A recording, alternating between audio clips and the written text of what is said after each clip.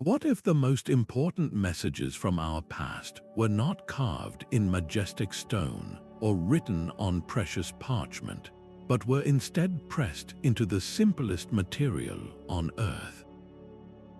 Think about a lump of dried mud, something you might casually kick aside on a path. Now imagine that same insignificant piece of clay, cracked with age, holding within its fragile form the secret to an entire lost empire. For centuries, these ancient clay tablets have been the silent, unassuming witnesses to history, sitting in the dust, their stories locked away in a script we could not understand. But today, we are finally hearing their whispers, and what they are telling us is rewriting our very understanding of the past. These are not just artifacts, they are time capsules, and the messages they carry are so profound, they have fundamentally changed history forever. This video is an expedition into that recovered world. We will explore 30 of these incredible hidden messages, each one a vital puzzle piece in the grand story of humanity. We will read the words of kings and commoners, decipher royal decrees that established the first laws, and pore over economic records that managed the world's first cities. We will be privy to intimate love letters, marvel at precise astronomical observations that mapped the heavens, and uncover desperate cries for help from the edge of collapsing kingdoms. Our journey will take us from the fertile banks of the Tigris and Euphrates rivers to the sprawling palaces of forgotten rulers, revealing a narrative of human ambition, ingenuity, and emotion that is far richer and more complex than we ever imagined. This is the story of how civilization found its voice. It all began with the most mundane of acts, the simple pressing of a reed stylus into wet mud. Yet this humble process created a legacy that has echoed through millennia, preserving the thoughts, fears, and triumphs of people separated from us by thousands of years. The very fragility of the clay is what makes its survival so miraculous, and the messages they protect so powerful. As we unlock these 30 hidden texts, you will discover how a technology born from the need to count sheep and measure grain evolved to carry the weight of epic poetry, the precision of scientific discovery, and the foundation of modern justice. So get ready, because we are about to dive into the first of these remarkable discoveries, a message that marks the very dawn of writing itself. So let's set the scene. Around 5,200 years ago, in the fertile land between the Tigris and Euphrates rivers, a problem was brewing. Cities were growing, their populations swelling, and with that growth came a new level of complexity. How do you keep track of who owns which sheep in a flock of thousands? How do you manage the distribution of grain from communal storehouses to ensure the entire city eats through the winter? Relying on memory alone was no longer enough. The solution they came up with was brilliantly simple. They started by using small clay tokens, each shaped to represent a specific item: a cone for a measure of grain, an ovoid for a jar of oil. These tokens were sealed inside hollow clay balls or bulli, which acted like locked contracts. But then, someone had a stroke of genius. Instead of hiding the tokens inside, they began pressing the tokens into the soft surface of the clay ball before it dried, creating a visible external record. Eventually, they realized the ball itself was unnecessary. A flat clay tablet with those impressions was all you needed. This was the seed from which writing grew. The earliest tablets we've found are exactly that: inventories. They are lists of numbers and symbols for commodities, the bureaucratic paperwork of the world's first urban civilizations. It's a powerful reminder that our ability to write, the very foundation of history and literature, began not with poetry or prayers, but with the pragmatic need to count things accurately. This system of impressions evolved rapidly. Those early symbols, which looked like the objects they represented, are what we call pictographs, A drawing of a bird meant a bird. A drawing of a head meant a head. But pictographs have limits. How do you write an abstract concept like life or God? The Mesopotamians solved this through a process of abstraction and Rebu's principle, where a symbol began to represent a sound rather than just an object. For example, the word for life in Sumerian was tai. They already had a pictograph for tai, which was an arrow. So they started using the arrow symbol to represent the sound tai, in other words, completely separate from its meaning as a weapon. This was the monumental leap from pictographic to phonetic writing, the core of every major writing system that followed. Now, why the distinctive wedge-shaped look? The answer lies in the material. Writing on soft clay with a pointed reed stylus tended to create messy, blob-like lines. Scribes soon discovered that by pressing the corner of the stylus into the clay, they could create a neat, clean wedge. This technique was faster and more efficient than dragging the point. Over centuries, the curved, picture-like symbols were simplified and stylized into combinations of these wedges. This script is what we now call cuneiform, from the Latin words cuneus for wedge and forma for shape.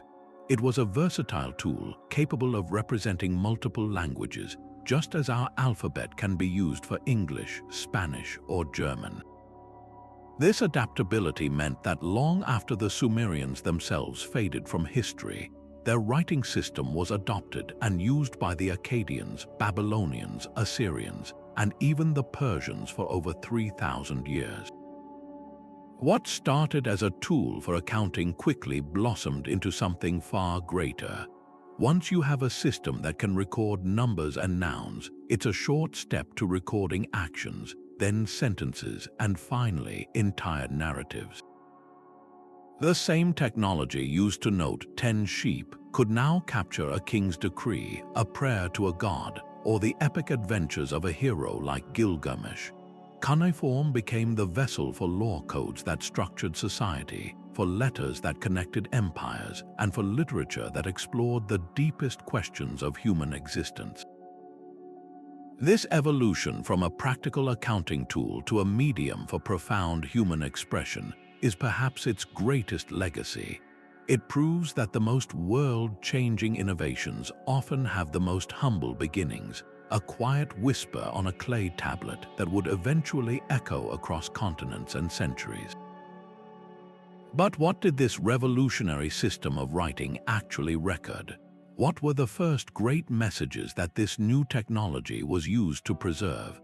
The answer takes us from the abstract development of the script to a concrete, world-altering document. Imagine living in a time before written law, where justice was often swift, brutal, and entirely dependent on the whim of a local chieftain or the raw emotions of a wronged family. Disputes over property, injuries, or accusations could easily spiral into endless cycles of violence and retribution. This was the reality for much of early human history. Then, in the Sumerian city of Ur, around 2,100 years before the Common Era, a king named Ur-Nammu did something unprecedented. He decided to take the principle of justice out of the shadows of personal vendetta and etch it into the light of public record. He created a code of laws, and he had it written down on clay tablets for all to see, or at least for all who could read to proclaim. The Code of Ur-Nammu is staggering in its antiquity. It predates the famous Code of Hammurabi, which many people learn about in school, by at least 3 centuries. While the tablets we have are fragmentary, the portions that survive reveal a sophisticated legal mind at work. This was not a random collection of decrees, but a systematic attempt to bring order to society. The code established standardized punishments and compensations for a wide range of offenses.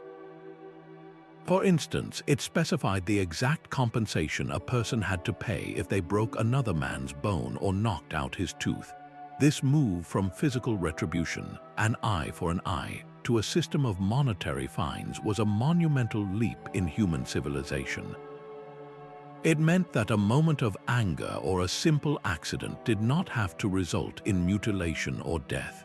It could be resolved through a calculated payment, restoring balance without perpetuating violence. This principle of restitution, of making the victim whole again, is a cornerstone of most modern legal systems, and its earliest known expression is right here in the words of Ur-Nammu. The prologue of the code is equally significant. In it, Ur-Nammu claims the gods have chosen him to establish justice in the land, to ensure that the orphan and the widow are not victimized by the powerful. This establishes a crucial idea that the law is not just the king's will, but is connected to a higher divine order. It gives the law a moral authority that transcends the ruler's personal power. By inscribing this on clay, the law became something permanent and unchanging, at least in theory. It was no longer something that could be easily forgotten or manipulated in the moment. A citizen, in theory, could appeal to this written standard. The very act of writing down the law was an act of creating a state, of moving from a tribe led by a strongman to a society governed by principles. The fragile clay tablet then becomes the bedrock of social order. It represents a promise that there are rules, that those rules apply to everyone, and that justice should be predictable, not arbitrary. This was a quiet revolution, but its echoes would shape the concept of governance for millennia to come.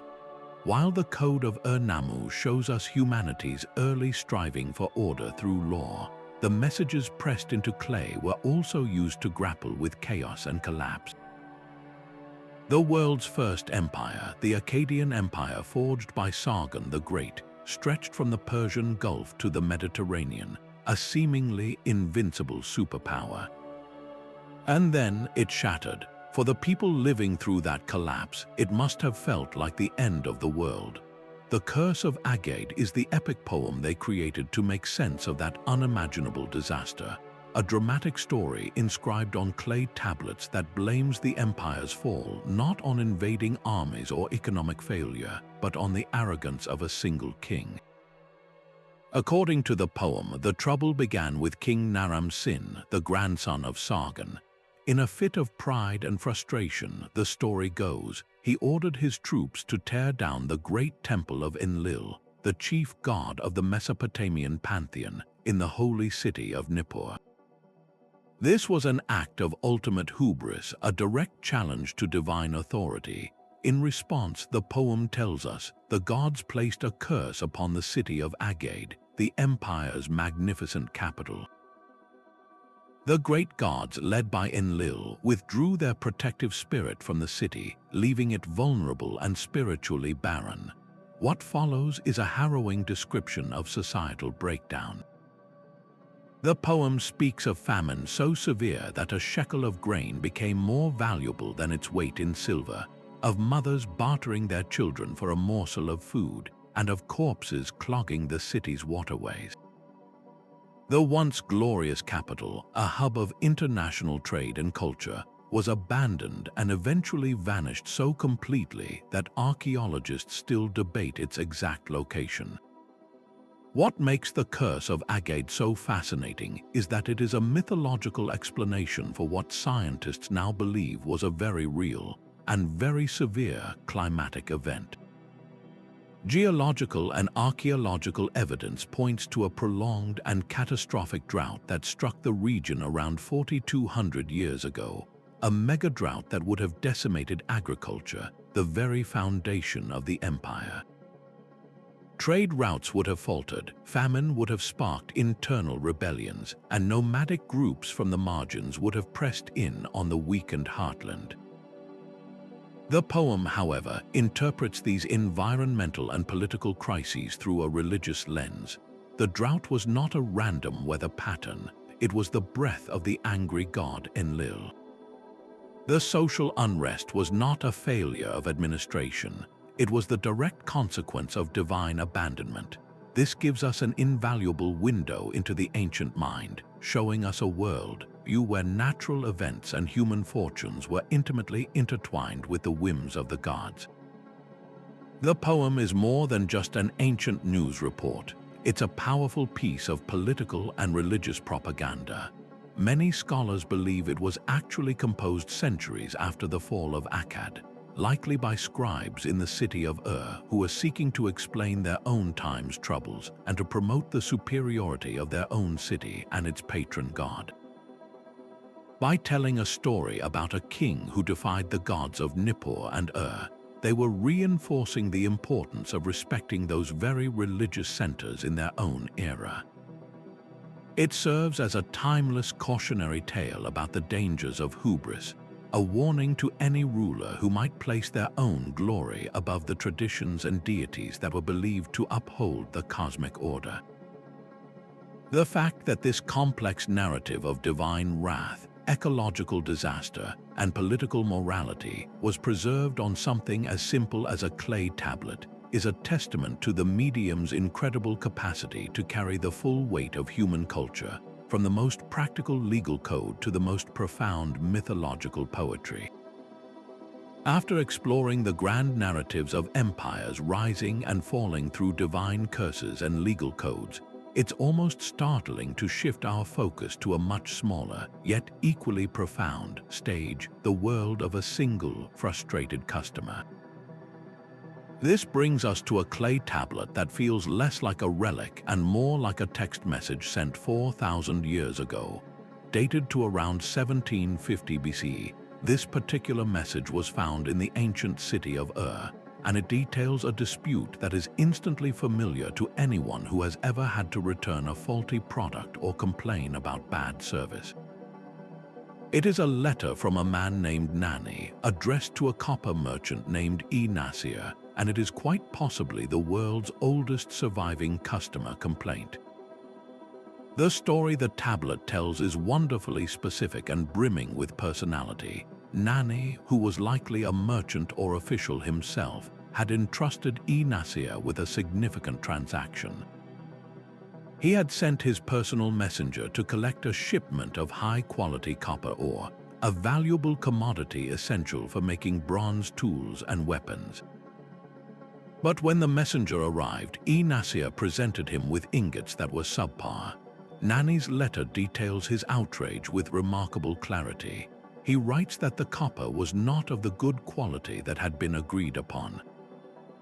He points out that his messenger, who was treated rudely and made to stand around in the courtyard, had even tried to hand-select better pieces from the stockpile, but E-Nasir had dismissively refused. The letter states, and you can almost hear the sigh of exasperation across the millennia, "Who am I that you treat me in this manner? This is not a dry legal document or a royal inscription full of formal boasts." This is a raw human moment. Nani feels insulted, not just as a businessman who has received a bad product, but as a person whose dignity has been slighted. He demands that E-Nasir replace the inferior copper with the proper grade he paid for, and he insists that the bad ingots be removed from his presence. He even warns E-Nasir that he will no longer do business with him at the agreed-upon location, a clear threat to take his business elsewhere. The entire tablet is a masterclass in passive-aggressive ancient communication, blending a formal address with seething indignation. What makes this small piece of clay so extraordinarily significant is its sheer normality. While kings were busy carving their glory into stone for eternity, the vast majority of human history was being written in moments just like this: the daily grind of commerce, the frustrations of unmet expectations, the universal desire to be treated fairly. E-Nasir was apparently a repeat offender.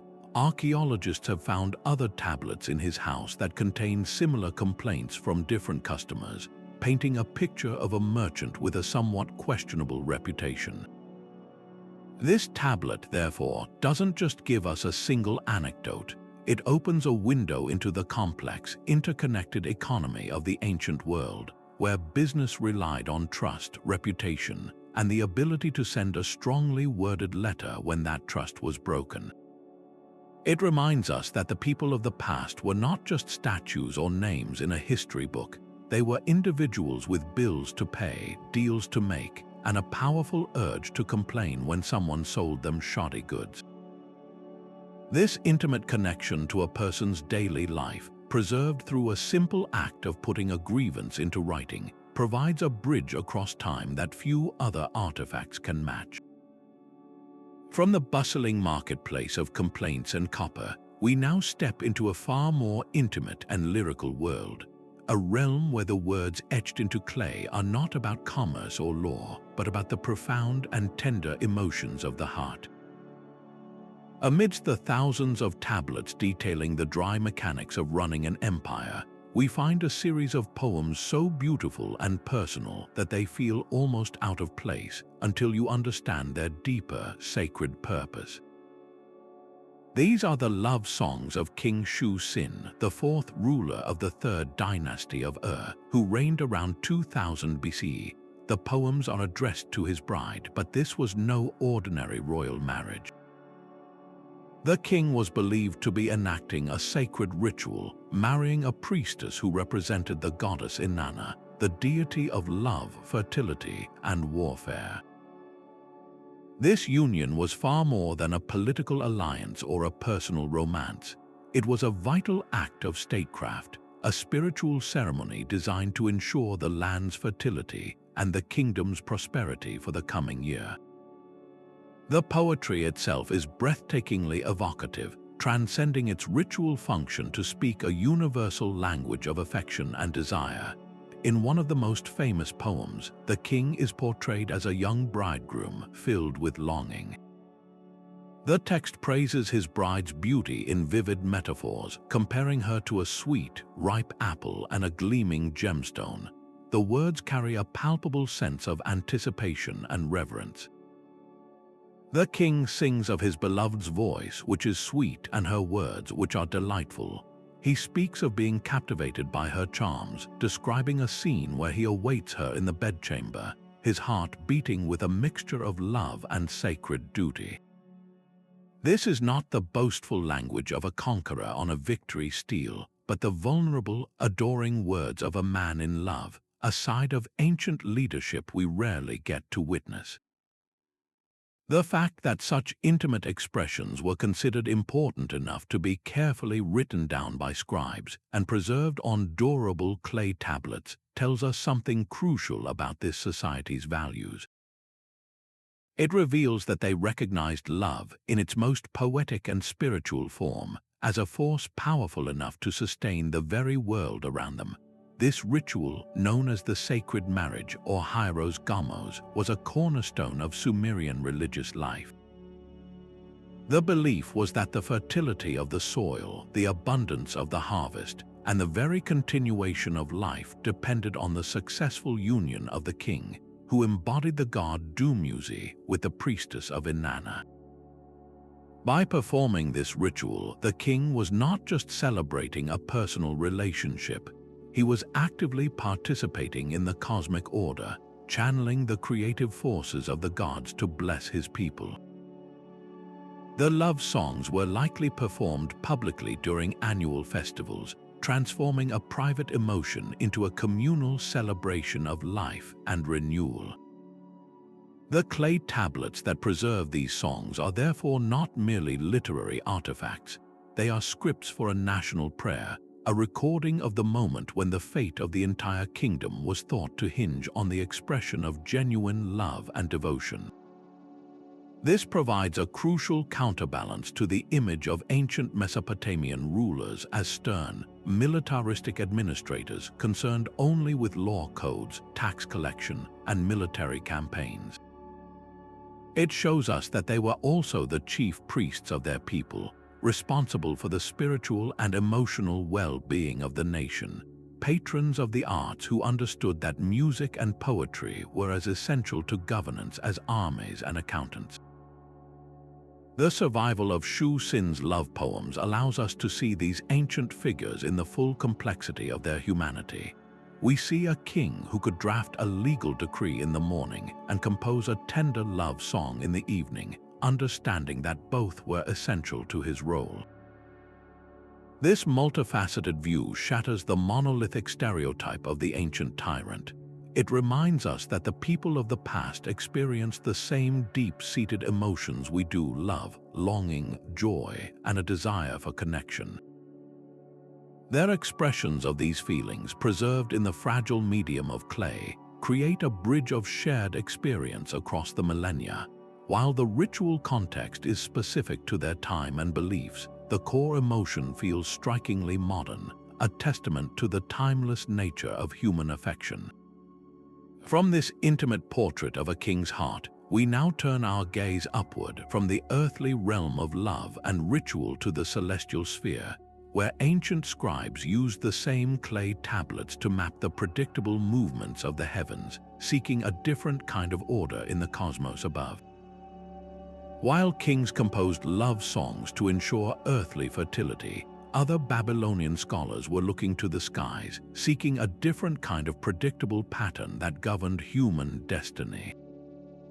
Their tool was not poetry but painstaking observation, and their canvas was the night sky. The result of this celestial scrutiny is one of the most scientifically significant clay tablets ever discovered, the Venus tablet of Amasajika. This artifact takes us from the intimate world of the royal bedchamber to the open-air observatories where priest astronomers tracked the movements of the gods themselves. To the ancient Babylonians, the planets were not mere balls of rock and gas. They were powerful deities, and the brilliant light of Venus was the goddess Ishtar, a capricious figure of love and war. Understanding her cycles was not just an academic exercise, it was a matter of national security, a way to divine the will of the gods and predict their influence on kings, harvests, and wars. The tablet itself is a meticulous logbook, recording the first and last appearances of Venus in the sky over a 21-year period during the reign of King Amasajika, who ruled in the 17th century BC. These appearances are complex because Venus, as an inferior planet orbiting closer to the Sun than Earth, appears to dance back and forth across our sky. It will rise as the evening star just after sunset for a period, then disappear from view as it passes between the Earth and the Sun, only to reappear later as the morning star shining brightly just before dawn. The Babylonian astronomers recorded these cycles with remarkable precision, noting the dates of each transition and the duration of each visibility period. They weren't just watching, they were measuring, calculating, and creating a long-term date to set.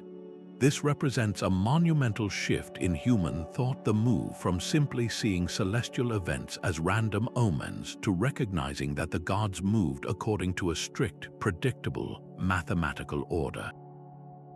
The chaos of the divine will was in fact a form of cosmic clockwork.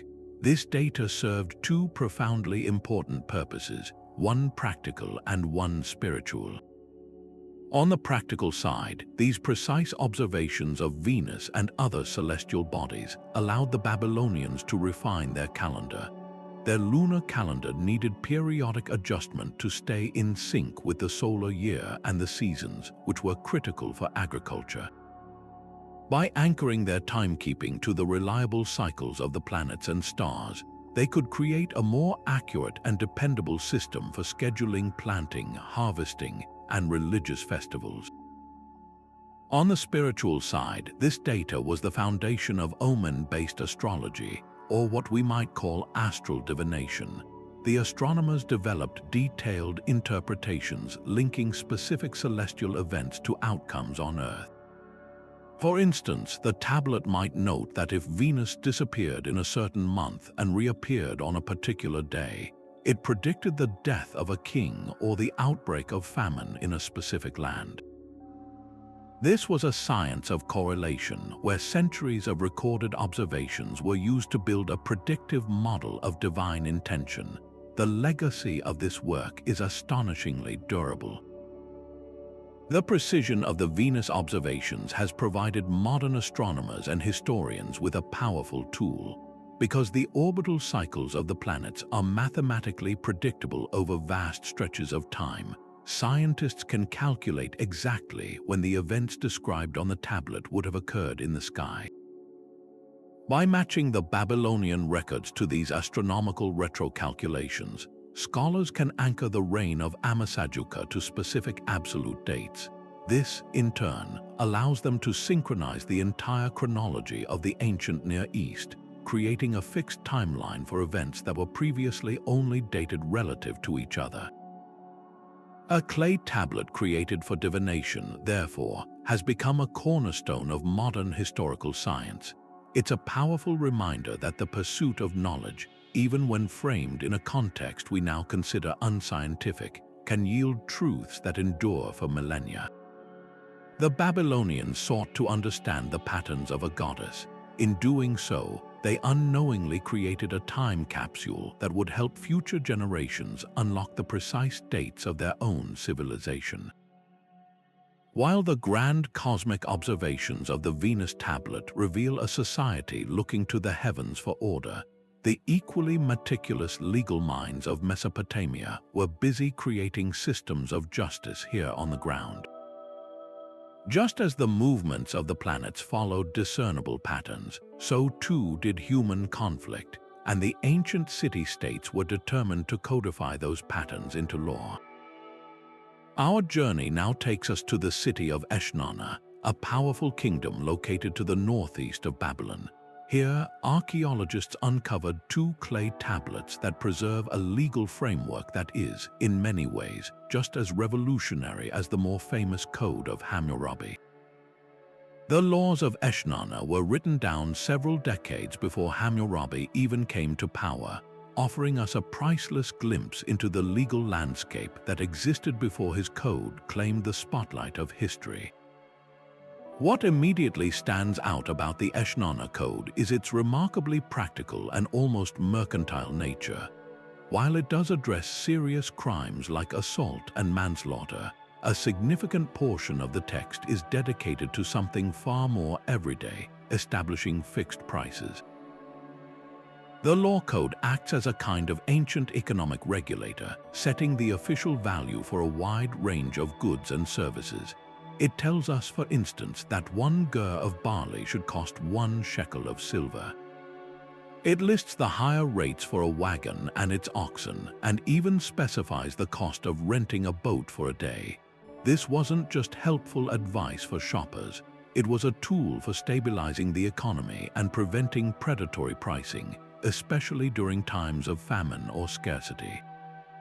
By having these values etched into clay and made public, the rulers of Eshnuna were trying to create a predictable and fair marketplace, reducing disputes before they could even begin.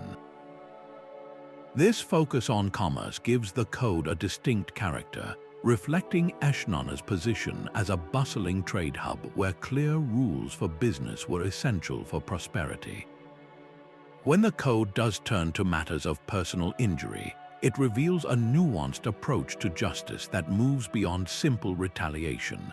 Similar to the earlier code of Ur-Nammu, it often prefers fines and compensation over physical punishment. The laws specify different fines for different classes of people, a common feature in ancient legal systems that acknowledged social hierarchy. For example, the compensation for injuring a nobleman was higher than for injuring a commoner or a slave.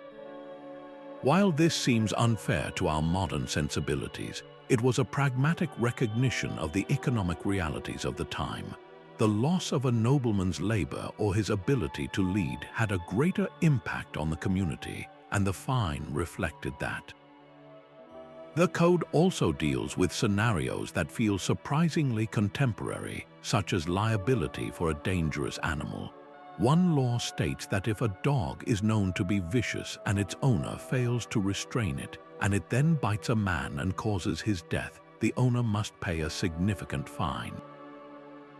This principle of negligence, of being held responsible for a foreseeable harm you failed to prevent, is a cornerstone of modern tort law, and here it is, clearly articulated nearly 4,000 years ago. The true significance of the laws of Eshnuna lies in what they tell us about the development of law itself. They are not an isolated masterpiece, but part of a rich tapestry of legal experimentation happening across Mesopotamia. Different city-states with their own unique cultures and challenges were all grappling with the same fundamental question: how do we best govern ourselves? Eshnuna's solutions were tailored to its specific needs as a commercial center. This regional variation is crucial because it shows that the famous Code of Hammurabi was not a sudden, brilliant invention. Instead, it was the culmination of centuries of legal thought, a synthesis of ideas that had been tested and refined in places like Eshnuna and Ur. Hammurabi's achievement was one of scale and comprehensiveness, but he was building on a foundation laid by others.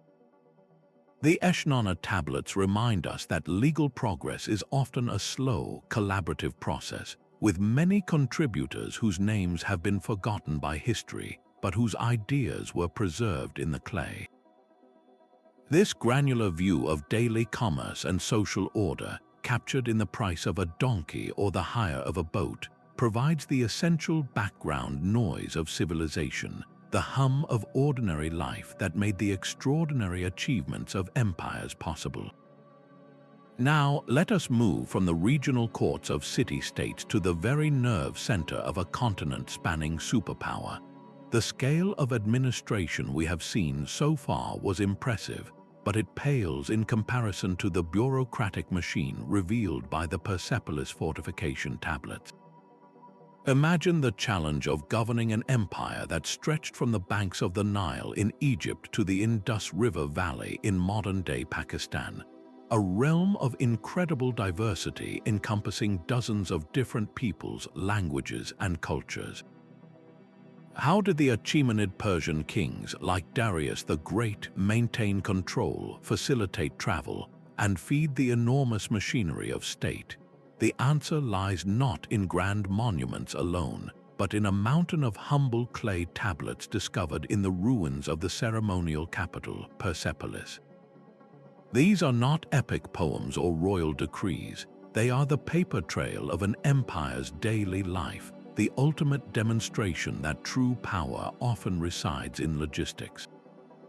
The name fortification tablets comes from the fact that they were found embedded within the massive mud brick fortification walls of the Persepolis terrace, where they had been stored as archived records. And there are thousands of them, tens of thousands, in fact. They are, in essence, the ancient equivalent of travel vouchers and ration orders. Each tablet meticulously records the disbursement of food and supplies from central storehouses to individuals traveling on official business. We see entries for flour, beer, sheep, and wine carefully measured out and allocated. The recipients are a fascinating cross-section of the imperial workforce, court officials being transferred to new posts, diplomats carrying messages between satrapies, skilled artisans and laborers working on the grand construction projects at Persepolis itself, and even religious dignitaries traveling to perform ceremonies. This system functioned like a massive, state-sponsored hospitality network. An official traveling from Susa to Egypt didn't need to carry vast sums of money or barter for food along the way. He carried authorization, and at designated way stations, he and his entourage would receive precisely what they were entitled to, based on their rank and the nature of their journey. This was an empire that ran on receipts. What makes these records truly astonishing is the window they provide into the empire's multicultural fabric. The tablets are written in Elamite, the administrative language of the early Achaemenid period, but the names of the people receiving rations are a roll call of the ancient world. There are Persians and Medes, of course, but also Egyptians, Babylonians, Greeks, Arabs, Indians, and Scythians. We see individuals with names like Maka the Cappadocian or Scudra the Ionian, receiving their allotted rations alongside everyone else. This is not just a list of subjects, it is evidence of an integrated imperial system where talent and official duty transcended ethnic origin. The empire wasn't just tolerating diversity, it was actively managing and utilizing it. A Greek engineer could be sent to work on a project in Bactria, confident that the system would sustain him along the way. This practical, daily interaction between people from every corner of the known world fostered a level of connectivity and cultural exchange that was unprecedented. The royal road system, famously praised by the Greek historian Herodotus, was the physical infrastructure, but these tablets are the administrative proof of how it was used. The efficiency required to manage this system is mind-boggling. It implies a vast network of warehouses, scribes, and administrators all working from a standardized set of rules. The tablets show a careful hierarchy of rations, from high-ranking nobles receiving large quantities of fine flour and wine down to laborers receiving basic barley. Nothing was given out without proper authorization, which was recorded in duplicate or triplicate. This was a bureaucracy in the most modern sense of the word, impersonal, meticulous, and scalable. It allowed the Persian king to project his power and provide for his servants across thousands of miles, ensuring that an official in the farthest province still felt the sustaining hand of the central government. This logistical genius was the true secret to the empire's longevity and stability. Conquest was one thing, but the ability to administer, to feed, and to connect a territory of that scale was the real marvel. The Persepolis fortification tablets show us that the grandeur of the Persian Empire was not built on conquest alone, but on the mundane, painstaking, and utterly essential work of accounting, proving that the most powerful engine of any empire is often its supply chain. This breathtaking display of organizational power sets the stage perfectly for a message that is the complete opposite in tone but equal in impact. A story not of bureaucratic management, but of legendary conquest and the birth of a royal myth. From the sprawling, efficient bureaucracy of the Persian Empire, we now travel back over 1,000 years to the very origins of empire building itself, to a story that is less about administrative records and more about the making of a legend. The figure of Sargon of Akkad stands as a colossus in the history of the ancient world, credited with forging the first true multi-ethnic empire around 2300 BCE. But who was he, really? The historical facts are sparse, gleaned from inscriptions and later references. The much more vivid and compelling portrait comes from a literary text known as the Sargon legend, a story carefully inscribed on clay tablets centuries after his death. This was not intended as a dry historical chronicle. It was a powerful piece of political mythology designed to answer a fundamental question: what gives one man the right to rule over others? The legend begins not in a palace, but in a place of profound obscurity and vulnerability. It tells us that Sargon was born in secret, the son of a high priestess who, for reasons the text leaves mysterious, could not keep him. She placed her infant son in a basket sealed with bitumen and set him adrift on the mighty Euphrates River. This image is instantly striking, and its echo in later traditions is unmistakable. Centuries later, a similar story would be told of the Hebrew prophet Moses, placed in a basket among the reeds of the Nile to save him from a pharaoh's decree. Even further afield, in the myths of ancient Rome, the founders Romulus and Remus were said to have been abandoned and suckled by a she-wolf.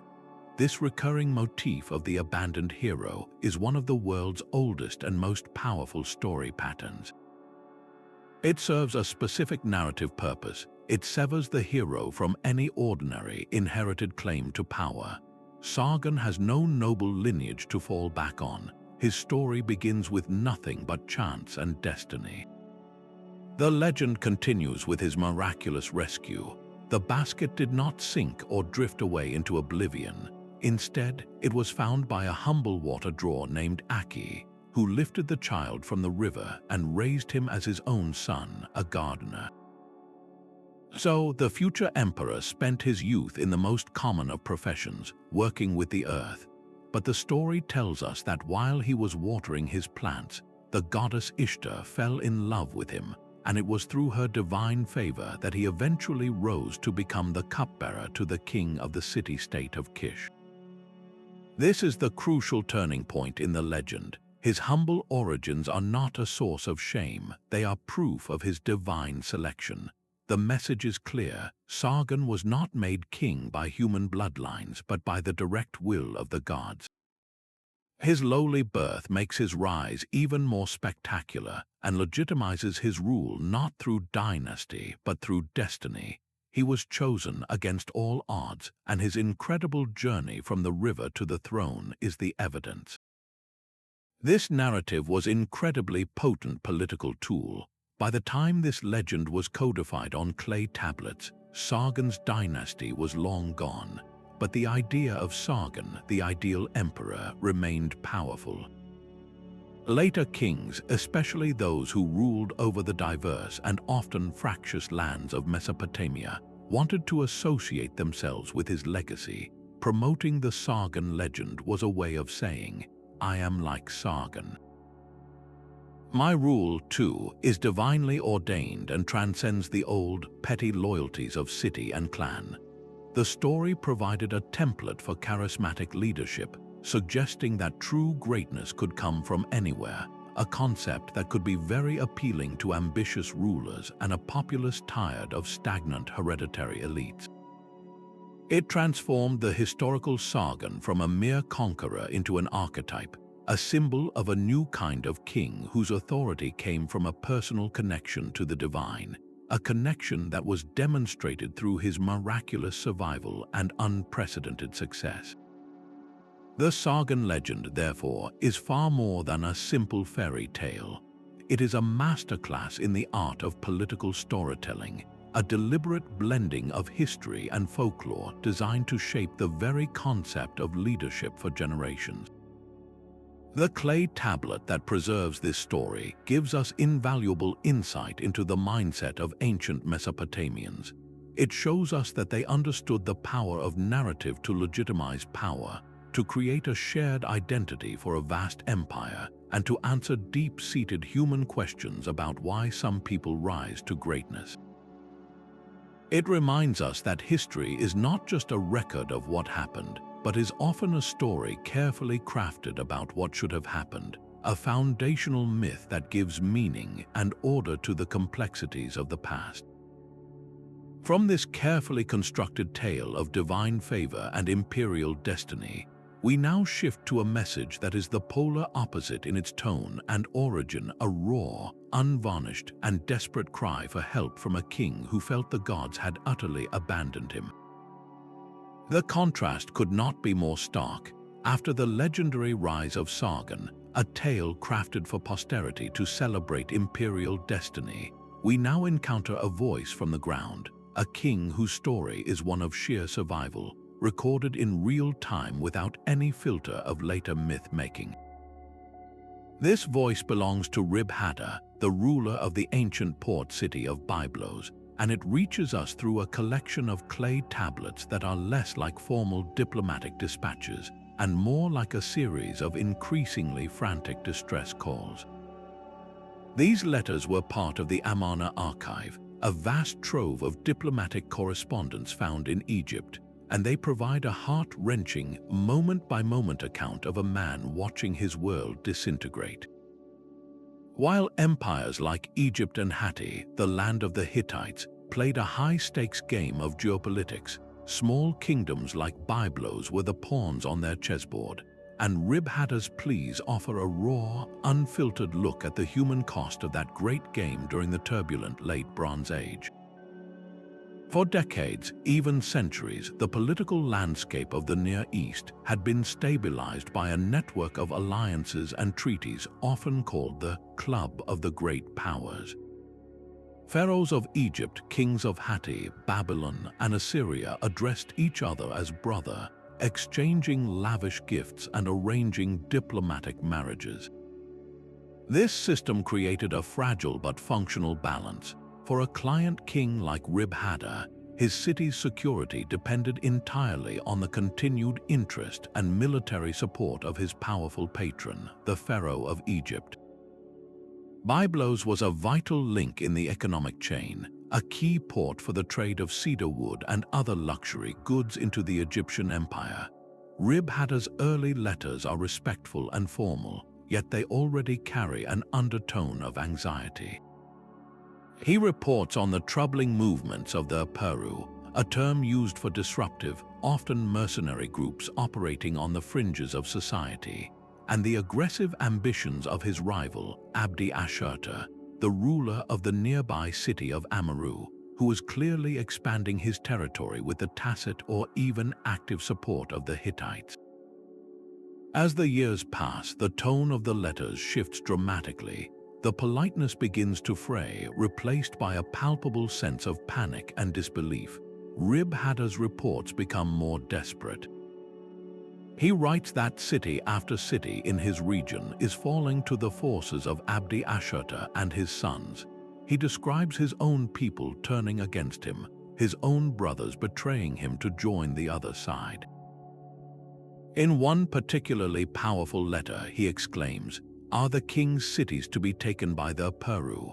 It's a cry of outrage and confusion. The fundamental assumption of his world, that Pharaoh, the most powerful man on earth, would not let his loyal vassal be destroyed, is being shattered.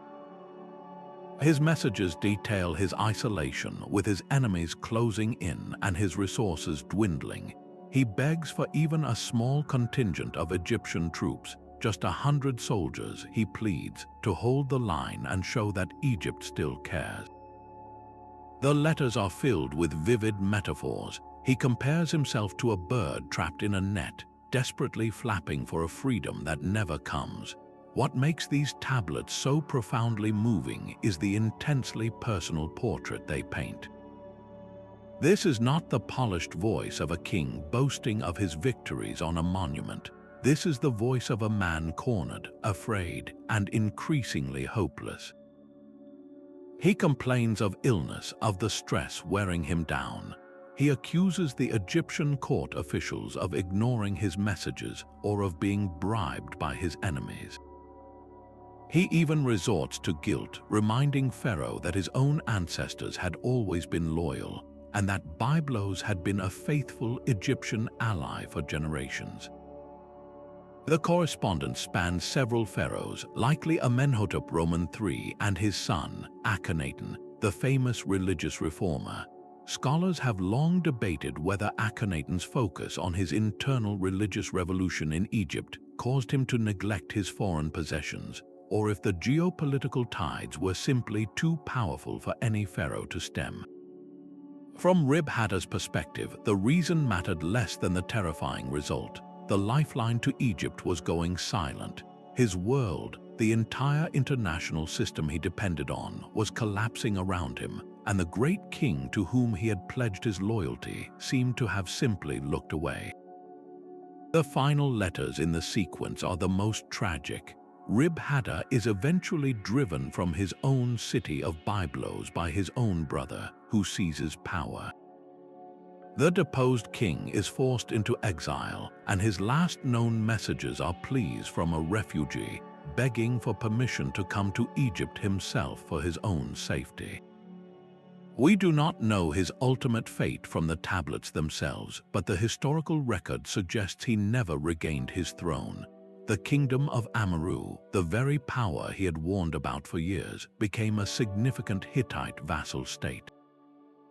The story of Rib-Hadda is a powerful reminder that history is often written by the victors, celebrating the great empires and their conquering kings. But these clay tablets preserve the voice of the lost, the story of what it felt like to be on the losing side of a seismic historical shift. They give us not the grand narrative of the late Bronze Age collapse, but the intimate, human-scale experience of it. the fear, the betrayal, the desperate hope that help might still arrive, and the crushing realization that it will not. This raw perspective on the fragility of power and the limits of loyalty provides a stark and emotional counterpoint to the assured proclamations of empire we so often hear, setting the stage for a message that presents a very different vision of conquest and governance. After the desperate, human-scale tragedy of Rib-Hadda's Pleas, the story of conquest in the ancient world takes a dramatic and hopeful turn. The typical narrative of empire building, from the Assyrians to the Babylonians, was one of overwhelming force and brutal subjugation. Victorious kings would often boast of leveling cities, slaughtering populations, and uprooting entire peoples from their ancestral lands, scattering them across their empire to crush their spirit and prevent rebellion.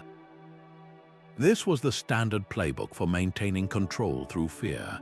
But in 539 BCE, when the Persian king Cyrus the Great marched his armies into the magnificent city of Babylon, he executed a stunning pivot from this age-old script. Instead of presenting himself as a destroyer, he proclaimed himself a liberator, and the evidence of this revolutionary approach is captured on a humble-looking object, a baked clay cylinder roughly the size of a rugby ball. This is the Cyrus cylinder, and its message was so extraordinary that it has been called the first charter of human rights. The cylinder's text, written in the Akkadian Cuneiform script, begins in a familiar way, with Cyrus listing his royal titles and criticizing the deposed Babylonian king, Nabonidus, for impiety and poor governance. This was standard practice, justifying the conquest by portraying the previous ruler as unfit. But then the text takes a radical departure. Cyrus makes a series of breathtaking declarations. He states that he has entered Babylon peacefully, that he has guaranteed the safety of the city and its inhabitants, and most importantly, that he will allow all the peoples who had been held captive in Babylon to return to their homelands. Among these exiled groups were the Jews, who had been deported from Jerusalem decades earlier by the Babylonian king Nebuchadnezzar. Cyrus not only grants them permission to go home, but also pledges royal support for the rebuilding of their temple, ordering that the sacred vessels looted from it be returned and that the costs of reconstruction be paid from the imperial treasury. This policy of tolerance and restoration was not merely an act of charity. It was a brilliant and pragmatic strategy for governing a vast, multicultural empire. The Persian Empire was the largest the world had yet seen, encompassing a dizzying array of different ethnic groups, languages, and religions. Cyrus understood that trying to rule such a diverse realm through repression and forced assimilation would be a constant, draining battle. Instead, he offered a bargain: acknowledge Persian sovereignty, pay your taxes, and contribute to the empire's stability, and in return, you will be allowed to govern your local affairs, practice your religion, and maintain your cultural traditions. This was a revolutionary concept of governance based on cooperation rather than pure coercion. By allowing the Jews and other captive peoples to return home and restore their central places of worship, Cyrus was winning their loyalty and turning potential rebels into grateful subjects. He was building stability from the ground up by respecting the very identities that previous conquerors had tried to erase.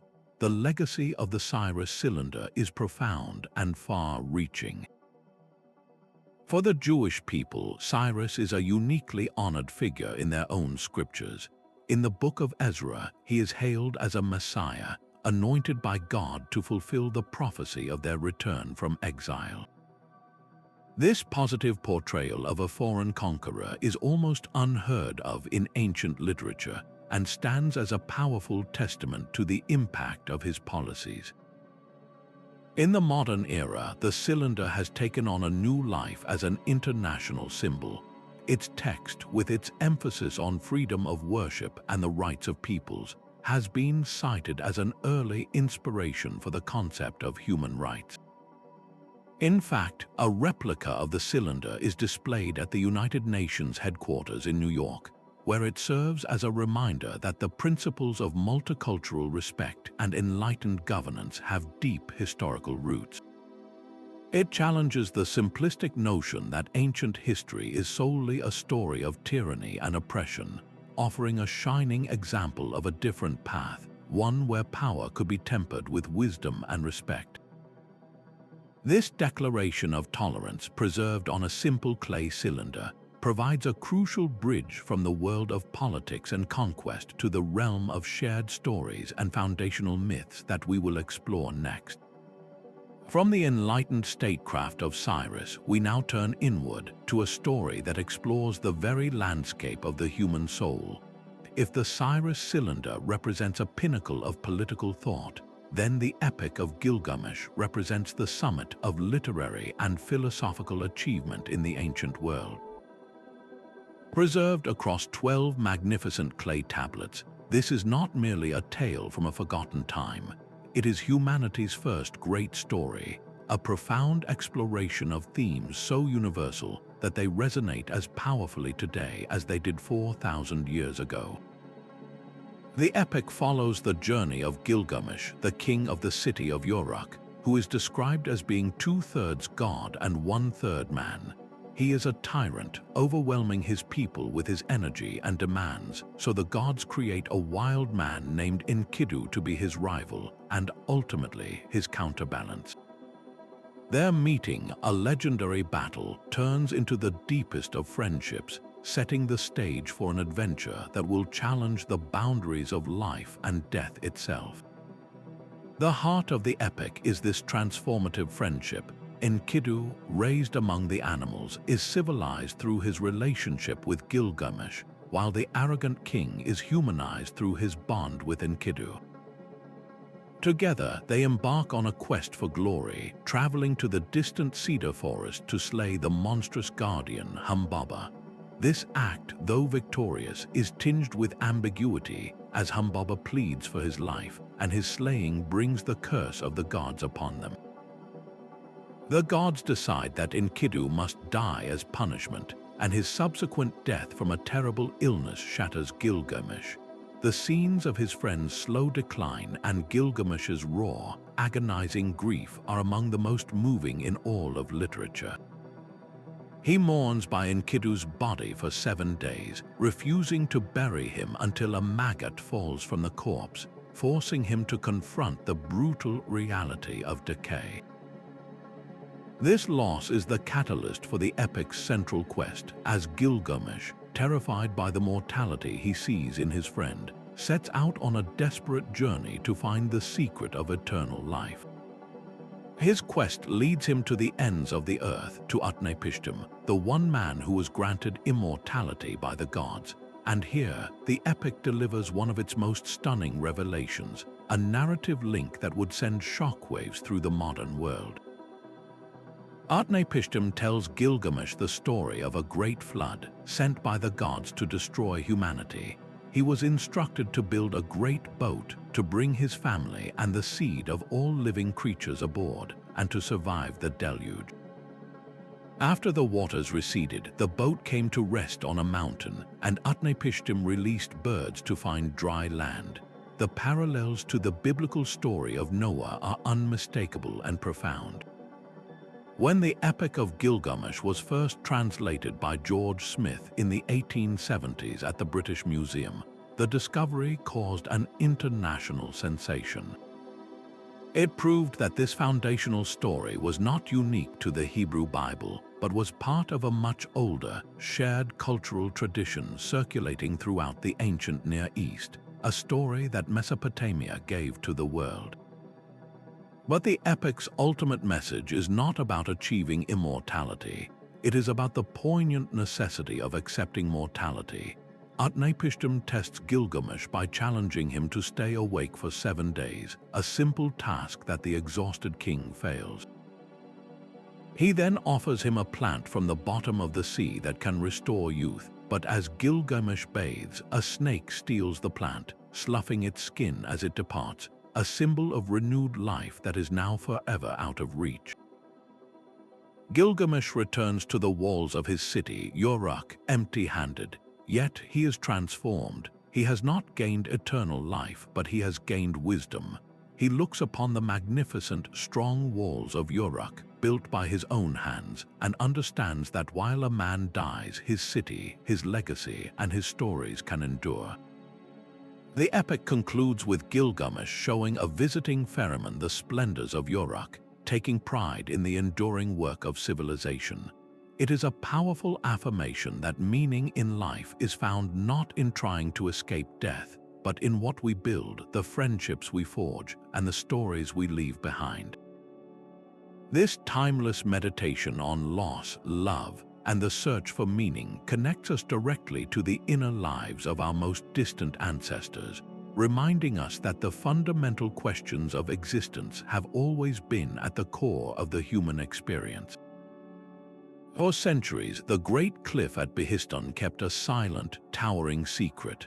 High above the ancient road connecting the capitals of Babylon and Ecbatana, a massive bas-relief and a sprawling text were carved directly into the rock face, visible yet utterly incomprehensible to the travelers who passed below. Created on the orders of the Persian king Darius the Great around 500 BCE, this monumental inscription was meant to proclaim his power and legitimacy to the world. But as the centuries turned and the empire of the Persians faded into history, the meaning of the script itself was lost. The wedge-shaped characters, which we now know as cuneiform, became a mystery, a locked door barring access to thousands of years of human history. The Behistun inscription was a billboard that no one could read, a message shouting its importance in a language the world had forgotten. Yet, within this very public display lay the seeds of its own decoding, for Darius, in a stroke of genius for both governance and posterity, had his proclamation written not in one, but in 3 different languages: Old Persian, Elamite, and Babylonian. This trilingual approach was the key that would eventually unlock everything. Think of it as a massive, stone version of the famous Rosetta Stone, but predating it by over 200 years. Darius was ruling a vast, multicultural empire, and having his decrees inscribed in the major administrative languages of his realm was a practical way to ensure his message was understood by the powerful elite across his territory. For 19th century scholars, however, this trilingual text presented an irresistible challenge. The first step was to recognize that the 3 blocks of text, each in a different cuneiform script, were saying the same thing. The Old Persian version, with its simpler and more limited set of phonetic signs, was the easiest to attack. A brilliant British Army officer named Henry Rawlinson performed a feat of breathtaking daring, repeatedly scaling the dangerous cliff face to make precise paper squeezes or impressions of the inscriptions. Back on the ground, he and other linguists began the painstaking work of comparison, using known references from later Persian languages and the names of kings like Darius and Xerxes that appeared in classical Greek histories. This is where the connection to our world of clay tablets becomes absolutely vital. While the primary inscription was on the cliff, the Persian administration, in their relentless efficiency, also created copies of this crucial text on clay tablets to be distributed and archived across the empire. When archaeologists began to unearth these clay copies, they provided a clean, accessible, and portable version of the Behistun text, far easier to study than the precarious cliff face original. These clay tablets were the missing link, the clear parallel texts that allowed scholars to line up the known words from the Old Persian section with the unknown symbols of the Elamite and Babylonian sections. As they cracked each language, a domino effect occurred.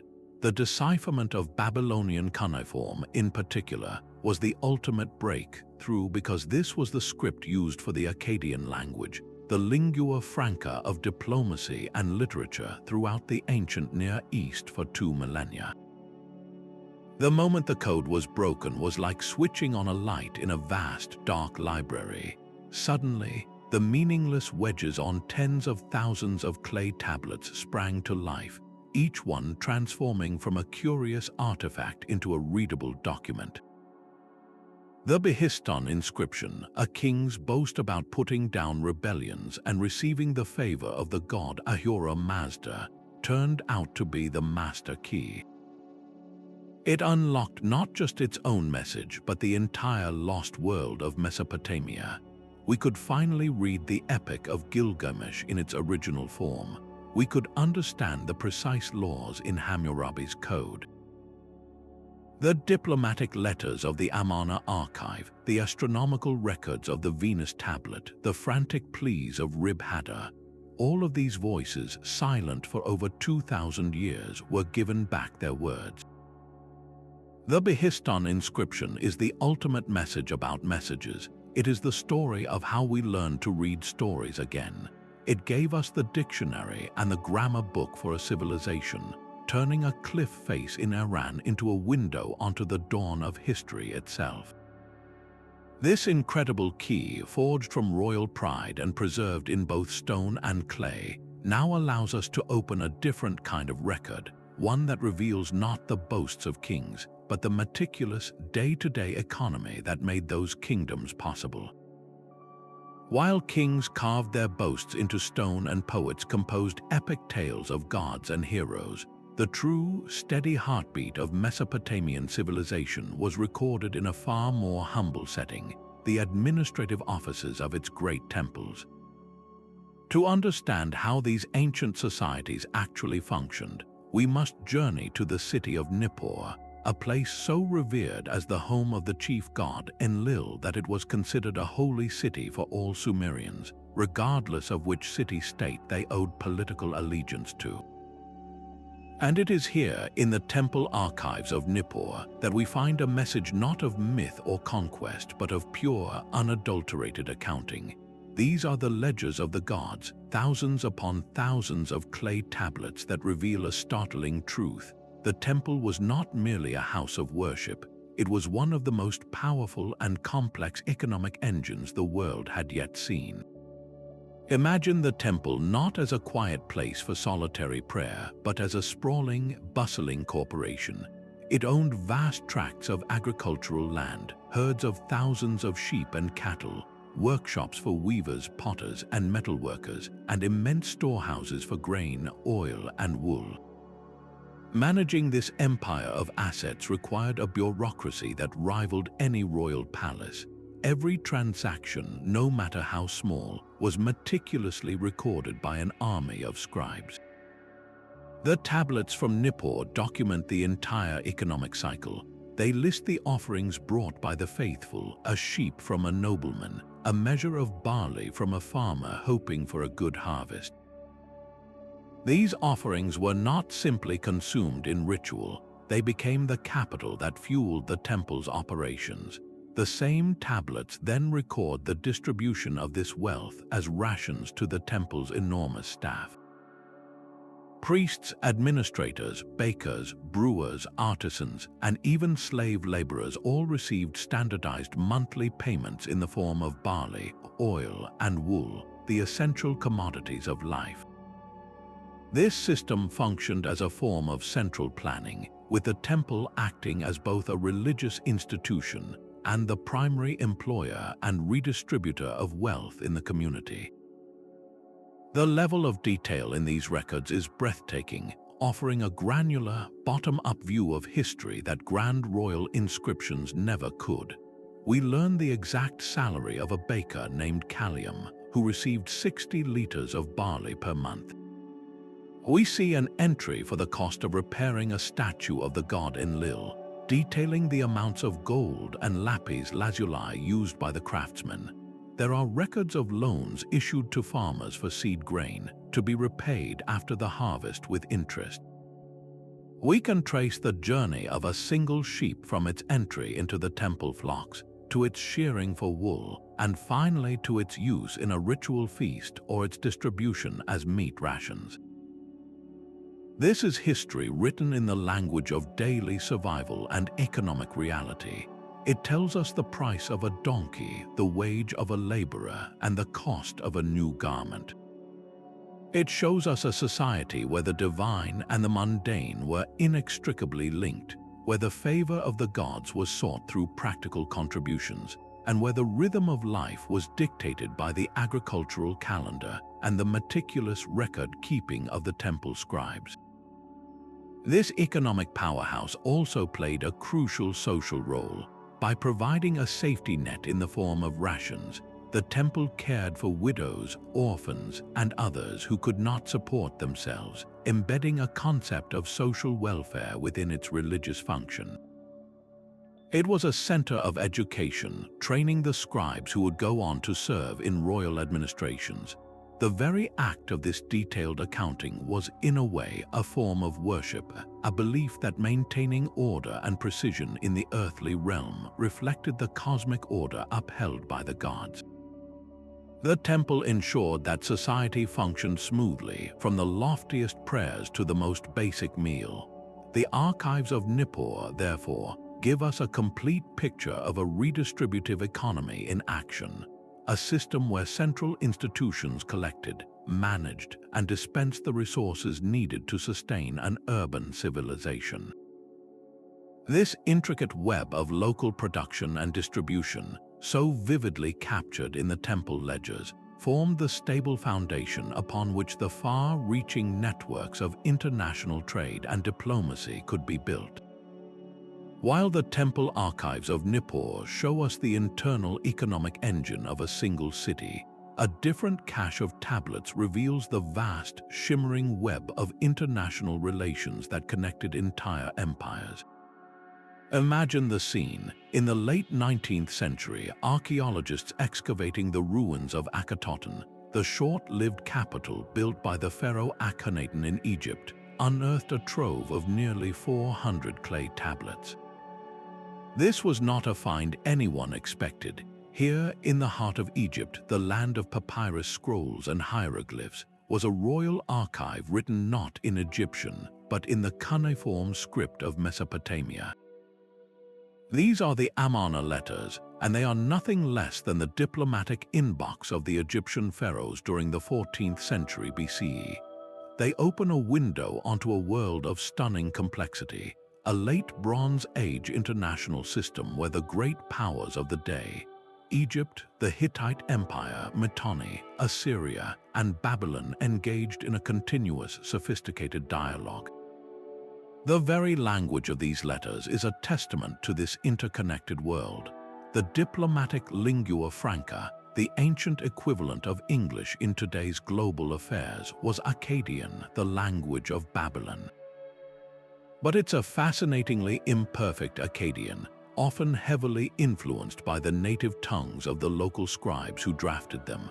A letter from a Canaanite prince might be riddled with Canaanite grammatical structures, while a message from the Hittite king would have its own distinct flavor. This reveals a system where local administrators had to be trained in this international script to communicate with their powerful overlords and allies. The letters themselves cover the full spectrum of diplomatic activity. There are negotiations for royal marriages, with elaborate discussions of dowries and the status of the princesses being sent abroad. There are lists of lavish gifts exchanged between kings: gold, ivory, lapis lazuli, and chariots, which serve both as gestures of goodwill and as subtle displays of wealth and power. And then there are the complaints, which are often wonderfully candid, revealing the fragile egos and simmering rivalries beneath the formal protocol. The protocol itself is fascinating. The kings of the Great Powers Club addressed each other as brother, a term denoting equality and mutual respect. The opening lines of a typical letter are a masterpiece of diplomatic flattery. A letter from the king of Babylon might begin, "Say to the king of Egypt, my brother, thus says the king of Babylon, your brother. I am well, may you be well, for your households, for your wives, for your sons, for your magnates, for your horses, for your chariots, and in your country may all be very well." This elaborate greeting establishes a personal connection before getting down to business, but this fraternal language could turn frosty in an instant. If a pharaoh failed to send a sufficiently generous gift, or if he seemed to be showing favoritism to a rival king, his brother would not hesitate to send a sharply worded rebuke. One Babylonian king, Bernabariashroman II, complains bitterly when he receives a shipment of gold that is not up to the expected standard, accusing the Egyptian goldsmiths of deliberately cheating him. Alongside this high-level correspondence between equals are the desperate pleas from the vassal rulers of the Canaanite city-states, like the letters of Rib-Hadda of Byblos we encountered earlier. These rulers were the pawns in the great power game, their land serving as the buffer zone between the Egyptian Empire in the south and the expanding Hittite Empire in the north. Their letters are a constant stream of flattery, reporting, and urgent requests for military support against their neighbors and against mysterious raiders known as the Habaru. They swear their loyalty to Pharaoh alone, but their messages often reveal a world of shifting allegiances, local feuds, and a frantic struggle to survive. Reading these vassal letters alongside those from the great kings is like watching a diplomatic conversation happening on two different channels simultaneously, one dealing with matters of state between global superpowers and the other filled with the gritty, life-or-death realities of the front lines. What the Amarna letters ultimately reveal is a world that was globalized in a way we rarely appreciate. It was a system built on a delicate balance of power, where recognized spheres of influence were maintained through marriage alliances, economic exchange, and a constant, nervous diplomacy. The kings were bound by a shared set of rules and expectations, a kind of international law of the ancient world. They recognized that a major war between them would be catastrophic for all, and so they managed their competition through these intricate channels of communication. The collapse of this system in the decades following the Amarna period, an event known as the Late Bronze Age collapse, becomes all the more tragic when you see how sophisticated and interconnected it had been. The Amarna letters show us that global politics, with all its alliances, betrayals, posturing, and fragile peace, is not a modern invention. It is a drama as old as civilization itself, played out by kings who understood the weight of their words, carefully pressing them into clay tablets to be sent across the vast deserts and seas. After exploring the intricate diplomacy of the Amarna letters, we now turn to a document that presents a very different kind of truth, one where the boundaries between fact and legend are deliberately blurred to serve a powerful political purpose. Imagine a timeline of history where the earliest rulers reigned not for decades, but for tens of thousands of years, a king who ruled for 28,800 years, followed by another whose reign lasted 36,000 years. This is the world of the Sumerian king list, a document so audacious in its claims that it forces us to question the very nature of history itself. Copied and recopied onto multiple clay tablets over many centuries, the king list is not a dry historical record in the modern sense. Instead, it is a masterful piece of political propaganda, a narrative weapon designed to legitimize the ruling powers of its day by weaving their authority into the very fabric of time and connecting it directly to the gods. The structure of the list is its most striking feature.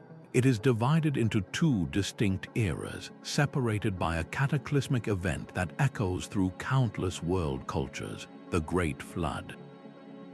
The antediluvian period, the time before the flood, is the realm of pure myth. Here, 8 kings rule over 5 different cities, but their reigns are of impossible astronomical lengths. These are not mortal men, they are semi-divine figures, their incredible longevity signaling their proximity to the divine realm. The list asserts that kingship was handed down from the gods, and it first descended upon the city of Eridu. This establishes a crucial idea that the right to rule, the very institution of kingship, is of divine origin. Then, the text tells us, the flood swept over the land, wiping the slate clean. After the waters recede, kingship is lowered from heaven once again. But this time, the reigns of the monarchs begin a gradual, dramatic shortening. They drop from reigns of thousands of years to hundreds, and eventually settle into the more plausible, though still often exaggerated, lifespans of historical figures we can corroborate from other sources. So why would scribes go to the trouble of creating such an elaborate and fantastical chronology? The answer lies in the brutal, competitive world of Mesopotamian politics. The city-states of Sumer were in a constant state of flux, with power shifting from Ur to Uruk to Kish and back again. A new dynasty coming to power faced a fundamental challenge: how to justify its rule, especially if it had seized power through conquest or usurpation. The Sumerian king list provided the perfect solution. It presented a vision of history where kingship was a single, unbroken thread, a divine gift that was transferred from one dominant city to the next in a predetermined, linear sequence. The list doesn't show multiple kings ruling simultaneously. It asserts that there was only ever one true king at any given time, and the list names which city held that sacred privilege. This was a powerful ideological tool. If you were the king of Isin, for example, and you commissioned a copy of the king list that showed kingship passing from Ur directly to your own city, you were making a bold claim. You were stating that your rule was not a messy, opportunistic power grab, but the next logical, divinely sanctioned step in the grand, preordained sweep of history. This manipulation is evident in the different versions of the list that have been found. Scribes from different cities and eras would subtly alter the sequence or the reign lengths to bolster the claims of their current patron. It was a living document, constantly being updated and tweaked to serve the needs of the present. This makes the king list a fascinating paradox. On one hand, it preserves the names of many historical rulers and cities that we know to be real from archaeological evidence, providing a valuable, if stylized, framework for understanding the sequence of power. On the other hand, it is a work of fiction, a spin document from the ancient world. It teaches us that history has always been a contested space, a story that the winners tell to consolidate their power and legitimize their place in the world. The scribes who compiled the list were not concerned with factual accuracy as we understand it. They were concerned with constructing a truth that served a political and social purpose, creating a narrative of unbroken continuity that smoothed over the rough, disruptive edges of actual historical events. The king list, therefore, is far more than a simple chronology. It is a profound statement about how the Mesopotamians viewed time, power, and their own place in the cosmos. The incredibly long reigns of the earliest kings place the current ruling dynasty at the end of a majestic, almost unimaginable timeline, granting it an aura of immense antiquity and stability. The gradual shortening of reigns after the flood could be interpreted as humanity's gradual distancing from the gods, a narrative of a slow decline from a golden age, which in turn made the current king's role as a link to the divine all the more critical. By blending the mythical with the historical so seamlessly, the list created a seamless identity for the people of Sumer, connecting them to a glorious, divinely ordained past. It is a powerful reminder that the past is never just a collection of facts waiting to be discovered. It is a story that is shaped, curated, and often invented to make sense of the present and to control the future.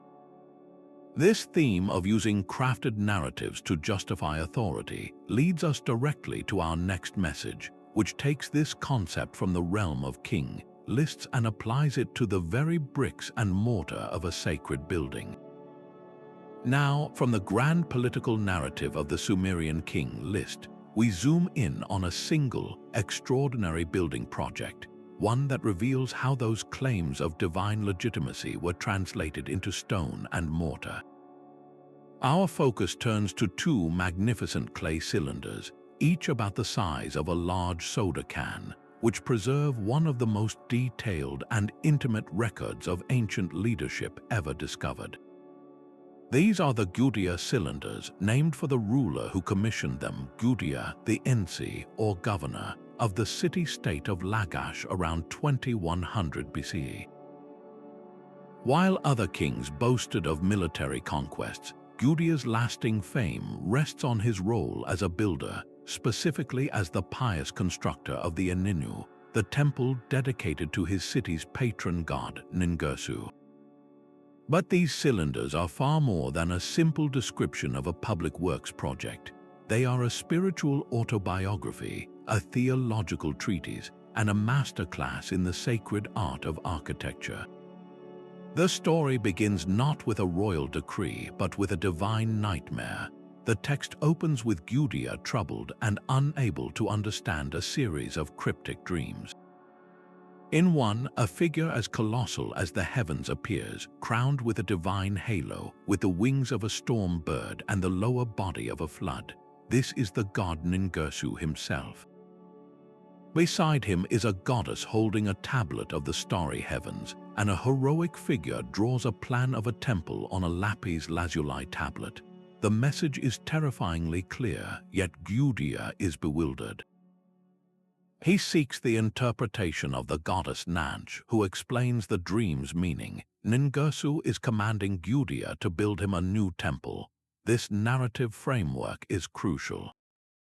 It immediately establishes that the entire endeavor is not the product of human ambition, but a direct order from the divine realm. Gudea is not building to glorify himself. He is a humble servant chosen by the gods to execute their will. This transforms the construction from a civic duty into a sacred obligation, a theme that resonates throughout the entire text. What follows is a breathtakingly meticulous account of the temple's construction, reading like a celestial project manager's logbook. Gudea first purifies the city and its people through rituals, creating a state of ritual purity necessary for such a holy task. Then, he sets out to gather the materials, and here the text reveals the vast economic reach of even a modest Sumerian city-state. Gudea doesn't just order stone from a local quarry, he launches expeditions to distant lands. Gold is brought from Anatolia and Meluha, likely the Indus Valley. Fine timber, cedar wood, is imported from the Amarna mountains. Lapis lazuli, the deep blue stone so prized in the ancient world, is sourced from distant Badakhshan in modern Afghanistan. Diorite for his famous statues comes from Magan, in the region of Oman. This list is a map of Bronze Age trade routes, showing that a project of this spiritual magnitude required the resources of the entire known world. Each material chosen not just for its beauty, but for its symbolic value, representing the cosmic significance of the temple. The actual construction process is described with a reverence usually reserved for religious rites. The text details the laying of the first brick, an event accompanied by music, chanting, and celebrations. Gudea himself mixes the mortar in a pure silver bucket and lays the foundation with a golden brick mold. Every measurement, every angle, is described as being in perfect harmony with divine proportions. The temple is not just a building, it is a microcosm, a model of the universe designed to be a fit dwelling place for a god. The various parts of the temple are given names that reflect their function in the cosmic order. One gate might be associated with justice, another with fertility. The Inventory was intended to be a machine for maintaining me, the divine laws that governed civilization, a physical anchor point for the god's presence on earth. ensuring the continued prosperity and protection of Lagash. The culmination of the project is the installation of the statue of Ningersu within the temple's Holy of Holies, the inner sanctuary. This was the moment of ultimate connection, when the deity took up residence in his new home. The text describes a great festival with feasting and sacrifices that lasted for days, as the entire community participated in welcoming their god. The Gudea cylinders conclude with Ningersu blessing Gudea and the city, promising abundance and victory over its enemies. In the end, the cylinders are a profound statement about the nature of kingship. For Gudea, true power was not demonstrated on the battlefield, but in the ability to act as an intermediary between the human and the divine, to channel the collective labor and wealth of his people into a project that would secure the favor of the gods for generations. His legacy, preserved on these two rolls of clay, is a testament to the idea that the most enduring monuments are not those built to celebrate the self, but those constructed in service to something greater, a philosophy that stands in stark contrast to the ominous predictions of political collapse we find in our next message. But what if you could not only understand the present or learn from the past, but actually peer into the future? In a world where the fate of a kingdom could hinge on a single battle, a harvest, or the whim of a king, the desire to know what tomorrow held was an obsession.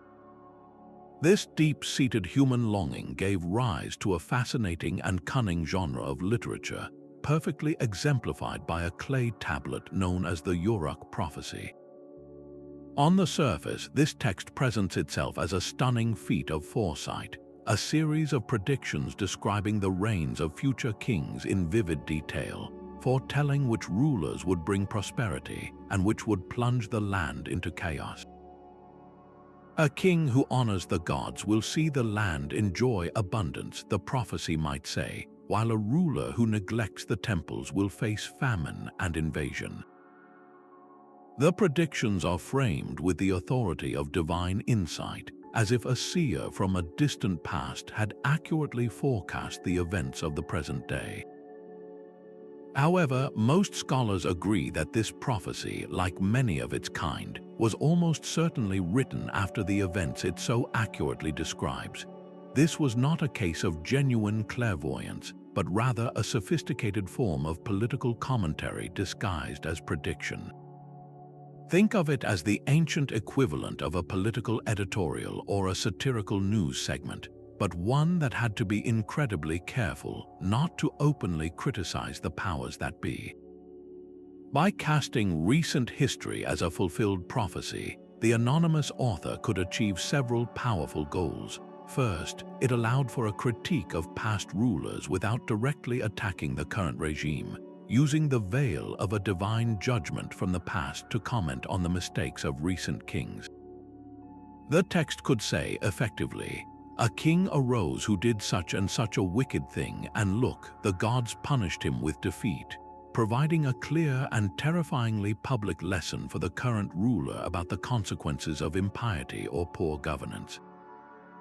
Second, and perhaps more importantly, these prophecy texts were tools for shaping the future by influencing public opinion and setting expectations. By establishing a pattern where bad kings are inevitably punished and good kings are rewarded with peace and plenty, the text creates a powerful template for what constitutes legitimate rule. It expresses the deepest hopes and anxieties of the literate class, likely the priests and scribes who produced these works. Their primary concern was often the proper maintenance of temple cults and religious traditions, which they saw as the bedrock of societal stability. A prophecy that repeatedly emphasizes how kings who restored desecrated temples were blessed by the gods is really a not-so-subtle message to the current king. Your path to success and legitimacy lies in funding our religious institutions and following our advice. It's a brilliant piece of persuasive writing, using the immutable authority of the past to make a pointed argument about the present. The Uruk prophecy, therefore, reveals an intellectual world grappling with the problem of political instability. In the absence of democratic systems or a free press, how could a society hold its rulers accountable or express a desire for change? Prophecy became one of the key mechanisms. It provided a language and a framework for making sense of the seemingly random swings of fortune that characterized ancient history. A sudden invasion, a devastating plague, or an economic collapse couldn't just be a meaningless tragedy. It had to have a cause. The prophetic genre provided that cause. It was divine retribution for a king's misdeeds. Conversely, a period of peace and prosperity was divine reward for piety. This worldview offered a comforting, if not entirely accurate, sense of order in a chaotic world. It meant that human actions, specifically the actions of the king, had direct and predictable consequences, and that the universe was ultimately moral. The clay tablet that carries this prophecy is a testament to the enduring human need to believe that we are not merely at the mercy of random chance, that our leaders' virtues and vices matter, and that the future can, in some way, be known and perhaps even shaped by the lessons we choose to learn from the past. Now, let us step from the world of political prophecy into a much more intimate and urgent realm, the healer's chamber. In an age without microscopes or X-rays, where a simple infection could be a death sentence, the Mesopotamians developed a sophisticated system for diagnosing and treating illness, and they recorded every detail of their craft on clay tablets that functioned as the world's first medical textbooks. These diagnostic handbooks reveal a fascinating duality in the ancient mind, a world view where the observable symptoms of a disease were meticulously catalogued, but their ultimate cause was almost always traced back to the unseen world of spirits and displeased deities. This was not a primitive guessing game. It was a highly systematic approach to healing that wove together sharp empirical observation with a deep spiritual understanding of the human condition. The structure of these medical texts is remarkably consistent and logical, following a clear if-then formula that feels almost like a modern diagnostic flowchart. A typical entry begins with a careful description of the patient's symptoms. For instance, a tablet might state, "If a man's body is yellow, his eyes are yellow, and he vomits bile," providing a precise clinical picture of what we would recognize as jaundice. Another might detail, "If a man is sick with a fever and his body is covered in red spots," clearly describing symptoms of a measles or smallpox-like illness. The scribes displayed an impressive attention to detail, noting variations in pain, fever, swelling, and discharges with a clinician's eye. This demonstrates that Mesopotamian healers were excellent observers. They understood that different clusters of symptoms indicated different conditions, and they carefully recorded these patterns generation after generation.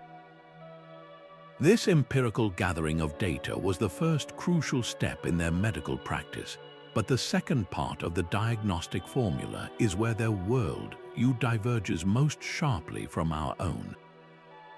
After describing the physical symptoms, the text would almost invariably attribute the illness to a supernatural cause. The same entry on jaundice might conclude, "Then it is the hand of the god Shamash," indicating the sun god's displeasure. A persistent headache and tinnitus might be diagnosed as the hand of a ghost, often the spirit of a neglected ancestor seeking attention. Other ailments could be blamed on demonic possession, the evil eye, or a curse placed by an enemy. This was not seen as superstition, but as a rational explanation within their cosmological framework. In their understanding, the universe was governed by powerful, often capricious divine forces. Health was a state of balance and favor with these forces, while illness was a clear sign that this balance had been disrupted, either through a moral failing, a ritual omission, or simply bad luck that attracted a malicious spirit. Therefore, the prescribed treatment had to address both levels of the problem, the physical symptoms and the spiritual cause. The remedies themselves were a fascinating blend of the practical and the symbolic. A healer might prepare a poultice of ground herbs and minerals to reduce a fever or a swelling, showing a practical knowledge of botany and pharmacology. But the administration of this medicine was almost always accompanied by a ritual. The herbal mixture might be stirred while chanting a specific incantation to drive out a demon. The patient might be required to wear an amulet inscribed with protective symbols. In cases of ghostly affliction, an offering might be made to appease the restless spirit. This combination of therapy reflects a holistic approach. The physical treatment addressed the body's distress, while the ritual addressed the patient's and the community's anxiety about the underlying spiritual offense, restoring a sense of order and control. What emerges from these tablets is the image of the Ashapu, or exorcist physician, a highly trained professional who was equal parts doctor, priest, and psychologist. His role was to diagnose the divine anger behind the disease and then perform the correct rituals to appease it, all while providing palliative care to relieve suffering. He was a master of both the material and the spiritual worlds.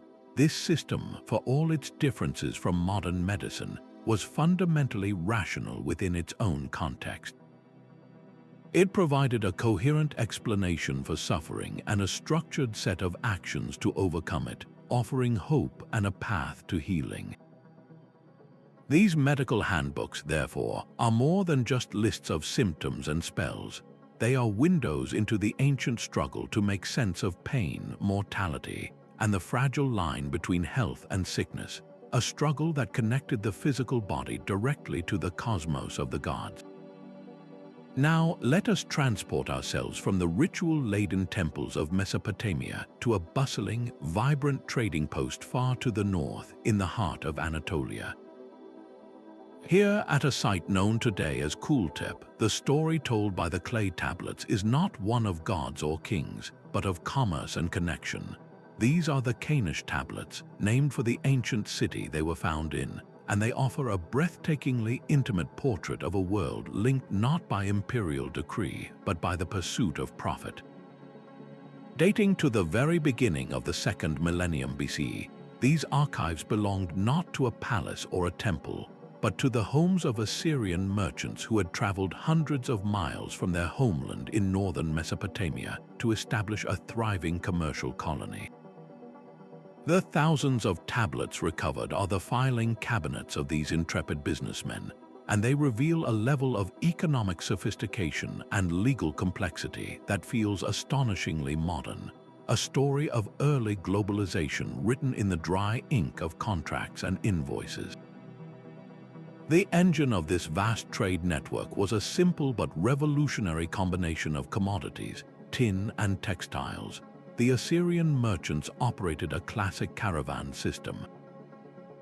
From their home city of Ashur, they would organize large donkey caravans, sometimes comprising hundreds of animals, laden with fine Babylonian textiles and, most importantly, tin. Tin was the indispensable ingredient for making bronze, the strongest metal of the age, crucial for weapons, tools, and prestige items. Anatolia was rich in metals like copper and silver, but it lacked its own sources of tin. The Assyrian merchants filled this gap, creating a supply chain that stretched from the mines of Afghanistan or perhaps even further east, all the way to the workshops of Anatolian kingdoms. In exchange for their tin and textiles, they would load their donkeys with Anatolian silver and gold, which they then carried back to Ashur, completing a lucrative loop that fueled the economy of their entire city-state. This was not casual barter, it was a highly organized, large-scale industry. What brings this system to life with such vivid clarity are the personal letters exchanged between the merchants. We can read a message from an anxious investor back in Ashur, writing to his son who is managing the business on the ground in Kanish. demanding to know why a shipment is delayed and reminding him of the terms of their partnership. We encounter the frustrations of a merchant complaining about the poor quality of the textiles he received, or the high tariffs imposed by a local Anatolian ruler. We even find letters from wives left behind in Ashur, sending news from home and urging their husbands to return safely with their profits. These are the human voices of capitalism, filled with the same hopes, fears, and daily irritations that define business life today.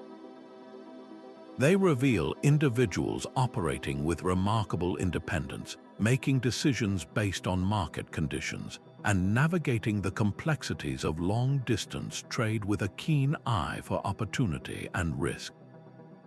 The true genius of this system, however, lay in its sophisticated legal and financial framework, which provided the security necessary for such risky ventures to flourish.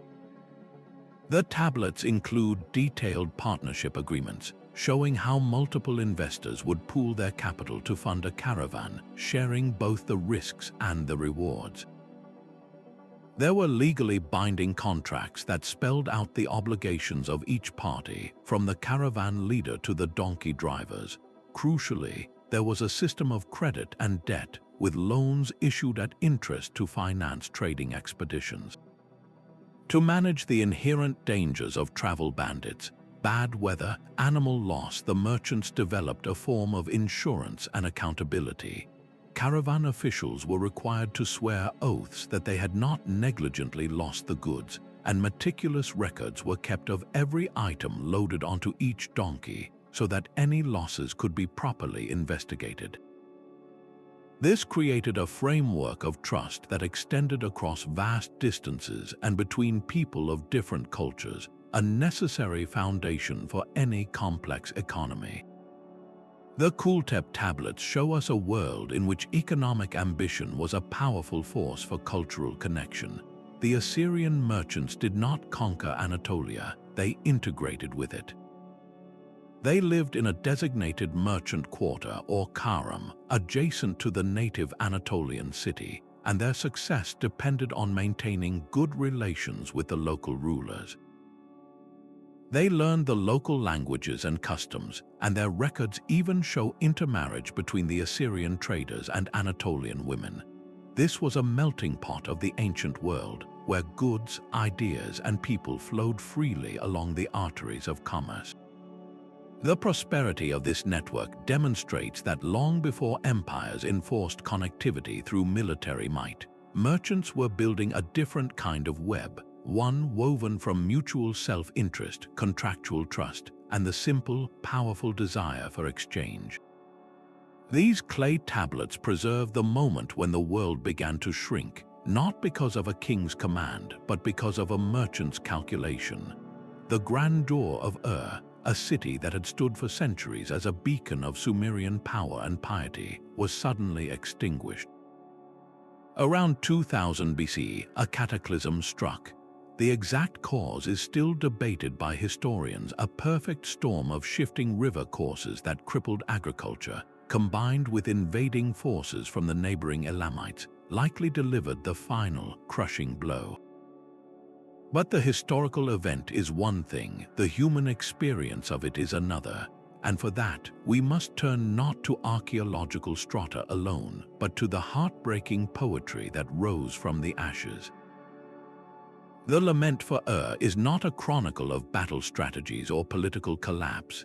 It is the sound of a civilization's soul weeping. These poems, inscribed on clay tablets by scribes who may have witnessed the destruction firsthand, are a raw, emotional archaeology of loss, giving us a window into how an entire people processed a trauma that must have felt like the end of the world. The poems begin by describing the city in its final, terrifying moments. They speak of a silence that has fallen where there was once music, of dust gathering on the once bustling streets. But the most poignant passages are those that personify the city itself, giving voice to its buildings and even its gods. The great ziggurat, the Etemen Nigguru, which had reached for the heavens, is described as a grieving figure, its head bowed in sorrow. The city's walls, which had provided security for generations, are portrayed as being tormented by fear. The poet writes of the temple being treated like a vanquished enemy, its goods scattered, its sacred vessels defiled. This personification is a powerful literary device that transforms the disaster from a political event into a deeply personal tragedy. The city was not just a collection of buildings, it was a living entity, a beloved home, and its destruction was akin to the death of a family member. The lament cries out, on its walls lamentation, in its gateways silence. A line of stark, simple poetry that conveys an emptiness more profound than any statistic ever could. Yet these laments were far more than an outpouring of grief. In the Mesopotamian worldview, a city's prosperity was directly tied to the presence of its patron deity. The god or goddess literally dwelled in the inner sanctum of the temple, and their favor ensured agricultural abundance, military victory, and social order. The destruction of a city, therefore, was not just a human failure, it was a sign that the gods had abandoned it. The primary purpose of the lament for Ur was religious. It was a form of liturgy, a ritual text performed to appease the anger of the city's heartbroken gods, particularly Nanna, the moon god of Ur, and his consort Ningal. The poems are filled with direct addresses to these deities. They ask, "Why have you abandoned your house? Why have you rejected your city?" This is not an accusation, but a plea, an attempt to understand the divine will, and more importantly, to persuade the gods to return. The performance of these laments was likely a central part of the community's effort to heal and rebuild.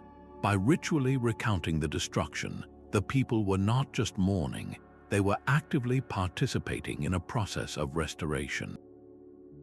The act of singing the lament was believed to be soothing to the gods, a way of showing them that their people still remembered them, still honored them, and were still worthy of their protection. It was a way of saying, "We acknowledge your anger, we share in your sorrow over the desecration of your home, and we beg for your return." This transforms the lament from a passive expression of sadness into an active tool for societal survival. It provided a script for navigating the trauma, a way for the community to collectively process its shock and direct its energy toward the hope of renewal. The poetry itself becomes a form of ritual action, as essential to rebuilding the city's spirit as clearing the rubble was to rebuilding its walls. What makes the lament for Ur so uniquely powerful is that it allows us to hear the voice of the defeated. History, as the old adage goes, is written by the victors. We have countless inscriptions from kings boasting of their conquests, of cities they have razed and enemies they have vanquished. But we have very few records that capture the perspective of those on the receiving end of that violence. The laments give us exactly that. They are the antithesis of a victory stele. They do not glorify power, they mourn its loss. They do not celebrate destruction, they articulate its devastating human cost. In doing so, they provide a crucial counter-narrative, reminding us that behind every tale of imperial triumph lies a story of displacement, suffering, and shattered lives.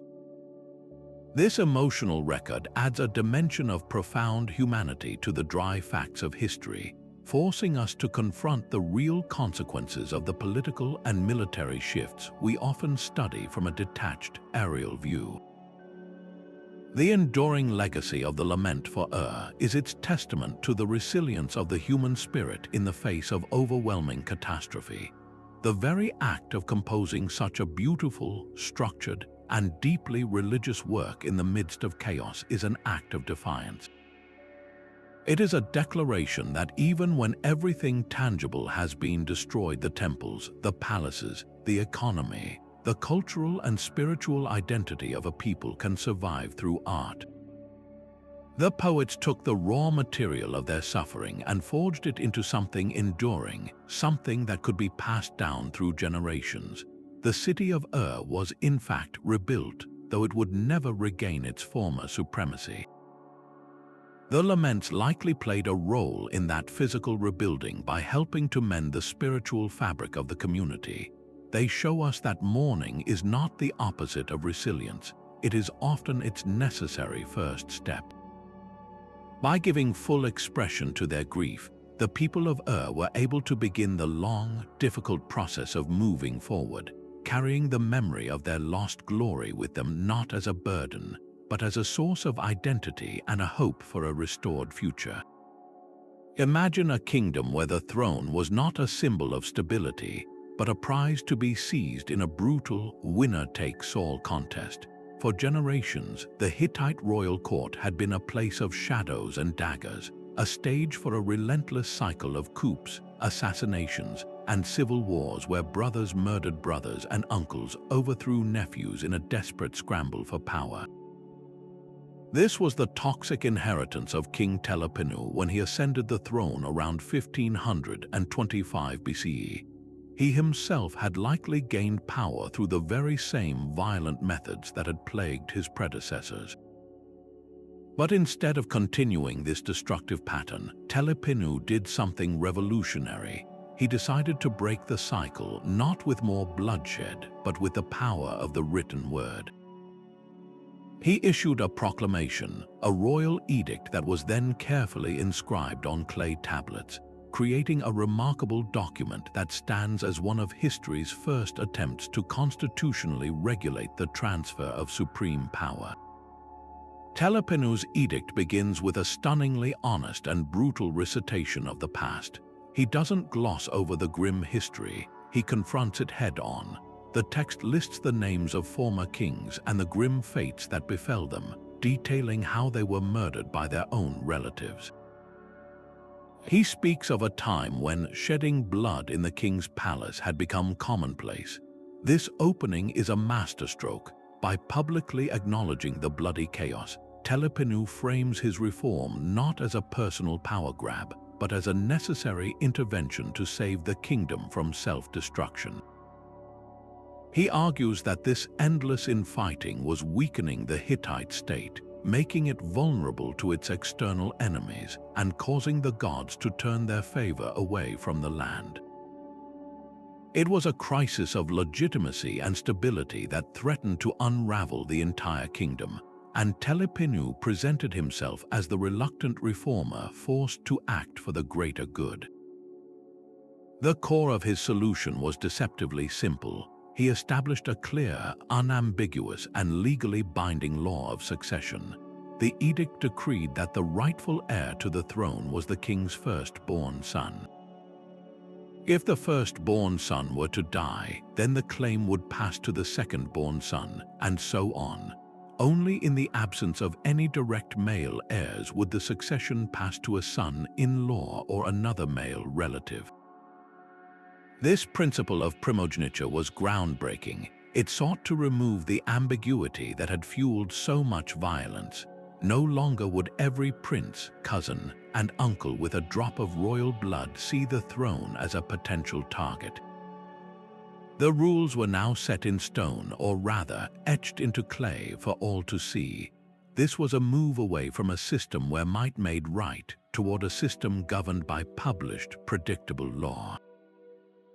But Telipinu was a pragmatist. He understood that simply naming an heir wasn't enough. He had to build safeguards against the temptation of treason. The edict also established a formal council of nobles known as the Pancas. This council was granted the authority to adjudicate disputes over the succession. More importantly, the edict laid down severe punishments for anyone who plotted against the legitimate heir. A nobleman who conspired to murder a prince would face execution, and his entire family would be disgraced, but their lives would be spared. However, if a member of the royal family itself, a brother or a son, was caught in such a plot, the punishment was absolute, death without mercy. This distinction is fascinating. It shows an understanding that treason from within the royal circle was the most dangerous threat of all, requiring the harshest response to serve as a deterrent. The Edict of Telepinu is much more than a set of royal house rules. It represents a profound leap in political thought. It is an early example of constitutional thinking, the idea that the power of the ruler is not absolute and arbitrary, but should be constrained by a framework of fundamental laws that exist above the individual king. Telepinu was essentially arguing that the long-term health of the state was more important than the short-term ambitions of any one person, even himself. He was subjecting his own family to a higher legal standard for the sake of national stability. While it didn't magically end all political intrigue in the Hittite Empire, the edict did create a period of much-needed stability, allowing the kingdom to consolidate its power and become a major empire in the Near East. It stands as a powerful testament to the human capacity to look at a broken system and, using the simple technology of writing, attempt to build a better, more orderly one. While kings issued edicts from their palaces and priests performed rituals in towering temples, the true, unwavering foundation of Mesopotamian civilization was being laid each day under the open sky by the calloused hands of the farmer. This brings us to a message that is perhaps the most practical and yet most profound of all, a series of clay tablets known collectively as the farmer's instructions. This text is not a law code or a royal inscription. It is something far more fundamental, a detailed, step-by-step guidebook on how to run a successful farm, a masterclass in agricultural wisdom passed down from one generation to the next. In a world where the margin between survival and starvation was razor-thin, this manual was more valuable than gold, capturing the collective intelligence that allowed cities to flourish in the first place. The instructions read with the reassuring authority of an experienced elder teaching his son the family trade.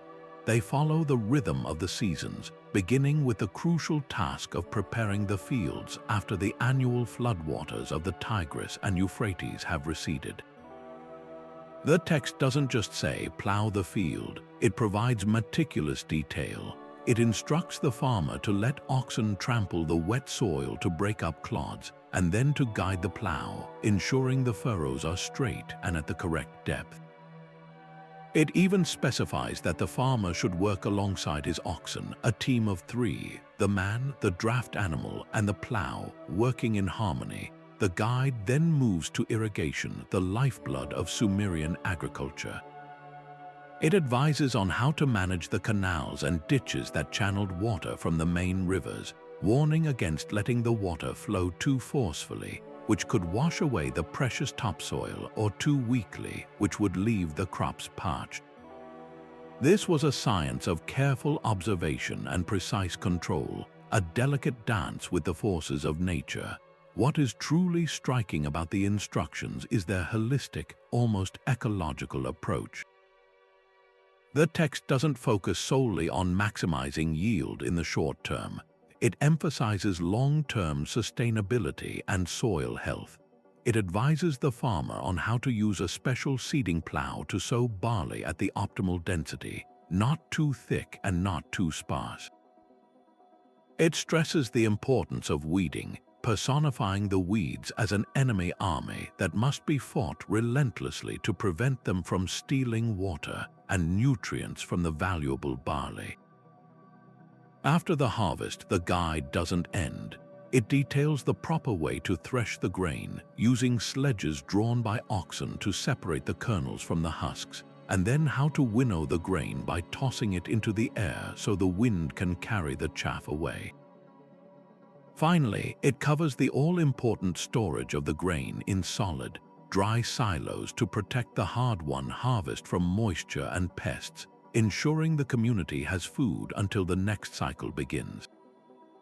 This comprehensive view, from preparation to preservation, reveals an understanding that farming was a continuous, integrated process where success in one stage depended on care in all the others. Beyond the practical advice, the farmer's instructions are imbued with a deep sense of piety and respect for the natural world. The farmer is told to pray to the gods of the field and the grain, particularly Ninkilim, the goddess of rodents and pests, asking for her protection for the crop. This intertwining of practical skill and religious observance shows that the Mesopotamians saw farming not as a mere technical chore, but as a sacred partnership with the divine. A successful harvest was not just the result of human labor, it was a sign of the gods' favor, a reward for both hard work and proper reverence. The text is, in its own way, a celebration of the farmer's vocation, portraying it as a noble and essential craft that required intelligence, perseverance, and a humble acknowledgement of forces beyond human control. It is a testament to the fact that the surplus of grain that fed the scribes, priests, soldiers, and kings, the very surplus that made civilization possible, was born from this intimate knowledge of the soil, a knowledge carefully preserved on tablets of clay for the benefit of all. While we often think of the Code of Hammurabi as the towering peak of ancient law, its majesty was built upon a range of earlier foundational hills. One of the most significant of these is the legal code of King Lipit-Ishtar, who ruled the city of Isin around 1934 BC. This places his contribution about a century before Hammurabi's famous stele, and the text, preserved on a collection of broken clay tablets and fragments, offers a crucial snapshot of legal evolution in action. It reveals a society actively refining its understanding of justice, moving steadily toward the idea that a ruler's power should be exercised not through caprice, but through a published, consistent set of rules that apply to everyone. Lipit-Ishtar's code is a vital link in the chain, showing us the incremental steps that would eventually lead to one of the world's most influential legal documents. The substance of the laws themselves covers the familiar yet essential terrain of daily life in Mesopotamia. We find regulations concerning slaves, detailing the circumstances under which a slave could be freed or the penalties for harboring a runaway. There are laws about property, addressing disputes over rented boats or damage to orchards, and significantly, there are numerous statutes dealing with family matters, such as inheritance rights for children, including the sons of a slave woman if their father was a free man, and the specific entitlements of a daughter who had become a priestess. This focus on the family unit is telling. It shows that lawmakers recognized the family as the fundamental building block of society, and that stability within the household was essential for stability across the entire kingdom. By creating clear rules for the transmission of property and the resolution of domestic disputes, Lipit-Ishtar was attempting to prevent the kind of internal feuds that could tear a community apart from within. But what truly sets the Lipit-Ishtar code apart and gives it its unique character is the powerful framing device of its prologue and epilogue. These sections are not dry legal boilerplate. They are a sophisticated piece of political theology. In the prologue, Lipit-Ishtar doesn't just declare his authority, he explains its divine source. He states that the great gods An and Enlil called him by name to establish justice in the land, to bring well-being to the Sumerian and Akkadian people. He uses a powerful and enduring metaphor, calling himself the shepherd of his people. This was more than a pretty phrase. The shepherd's role was to protect, guide, and nurture the flock, not to prey upon it. This imagery immediately establishes a different ideal of kingship, one based on responsibility and care, rather than simply on the power to command. The prologue then lists a series of benevolent actions he has taken, which read like a manifesto for good governance.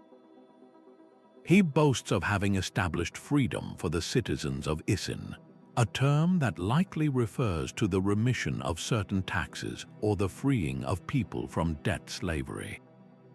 He speaks of making the father support his children and the children support their father, and of making the father and his children stand together against outside threats. This is a vision of the king as a unifier and a moral leader, actively fostering strong social bonds and protecting the vulnerable.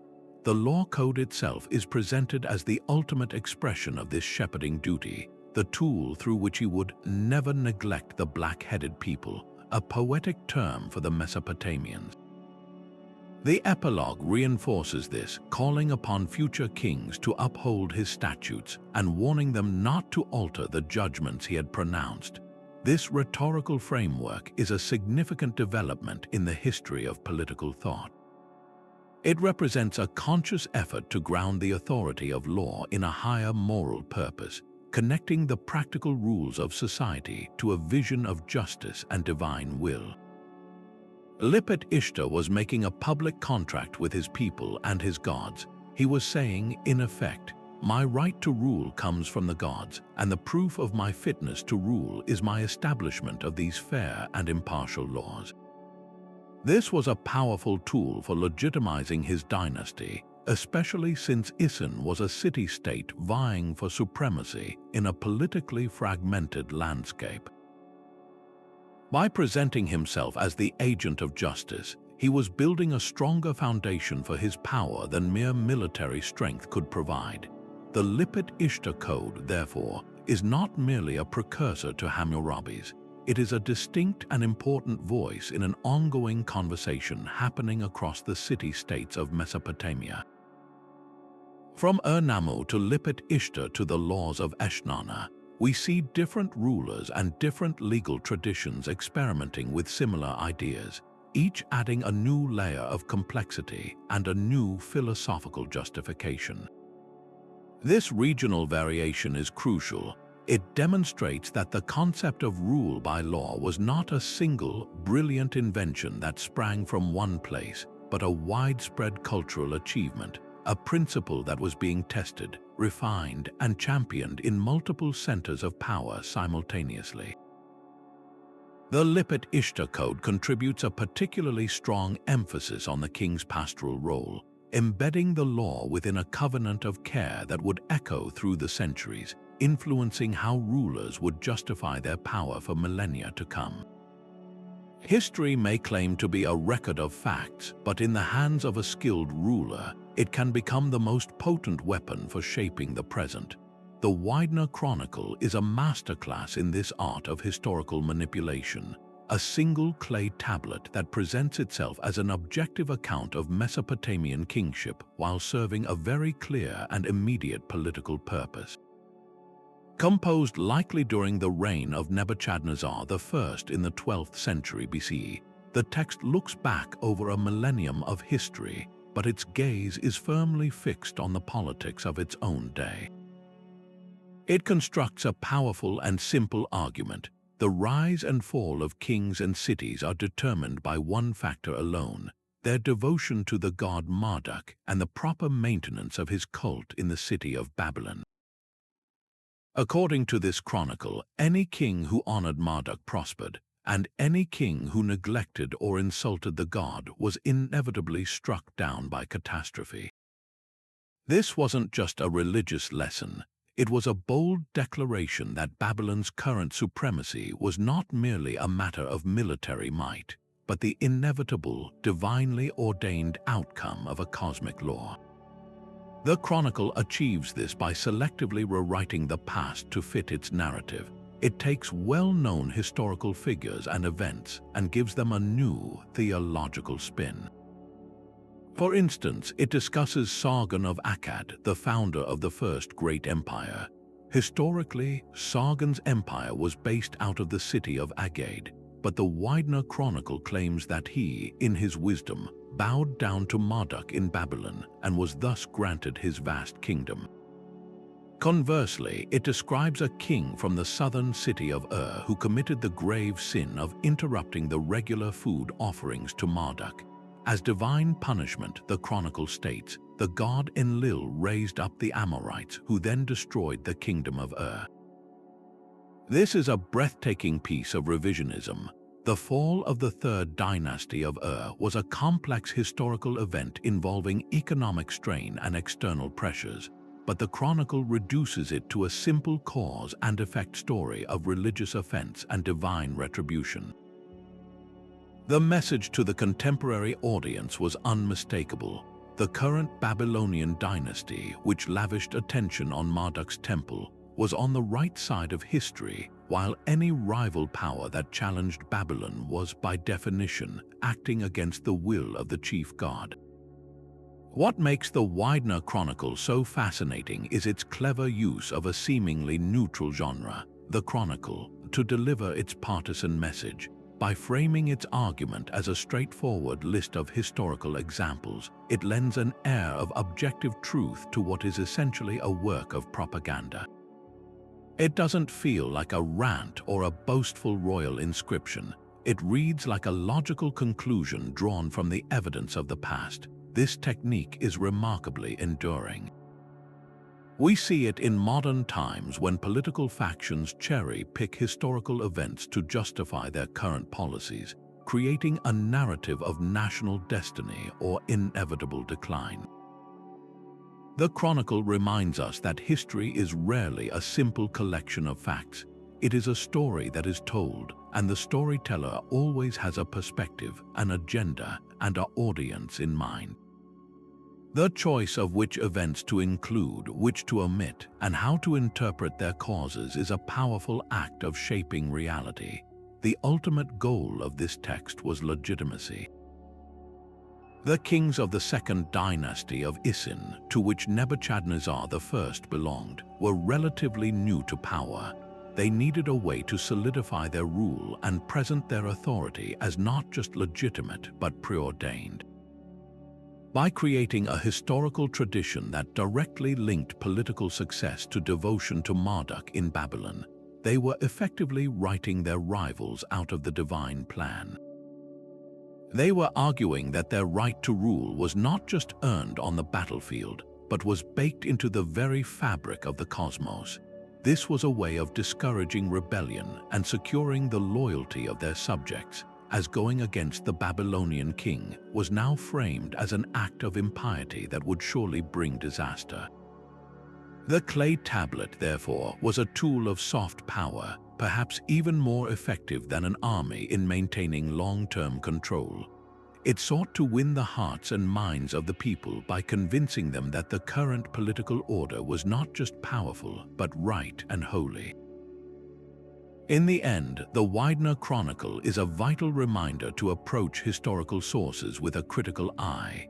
It teaches us to ask not just what happened, but why this particular story is being told, by whom, and for what purpose. The ancient scribes who composed it were not trying to deceive future archaeologists. They were crafting a truth that served the needs of their own society, creating a shared identity and a moral framework for their time. Their work stands as a testament to the enduring power of narrative. It shows that controlling the past is one of the most effective ways to control the present and future, a lesson that resonates as strongly today as it did in the courts of ancient Babylon. This sophisticated use of the past to serve the present finds a fascinating parallel in a completely different sphere of ancient thought, one concerned not with kings and gods, but with the abstract and universal language of numbers. While kings and priests were busy recording laws and managing temple estates, another group of scholars was quietly engaged in a different kind of pursuit, one that would lay the groundwork for a universal language understood across all cultures and eras, the language of mathematics. Scattered among the countless administrative records are clay tablets filled not with words, but with numbers, diagrams, and step-by-step problems. These mathematical tablets reveal a level of abstract thought and computational skill that is nothing short of astonishing. We often associate the birth of advanced mathematics with the Greeks, with figures like Pythagoras and Euclid.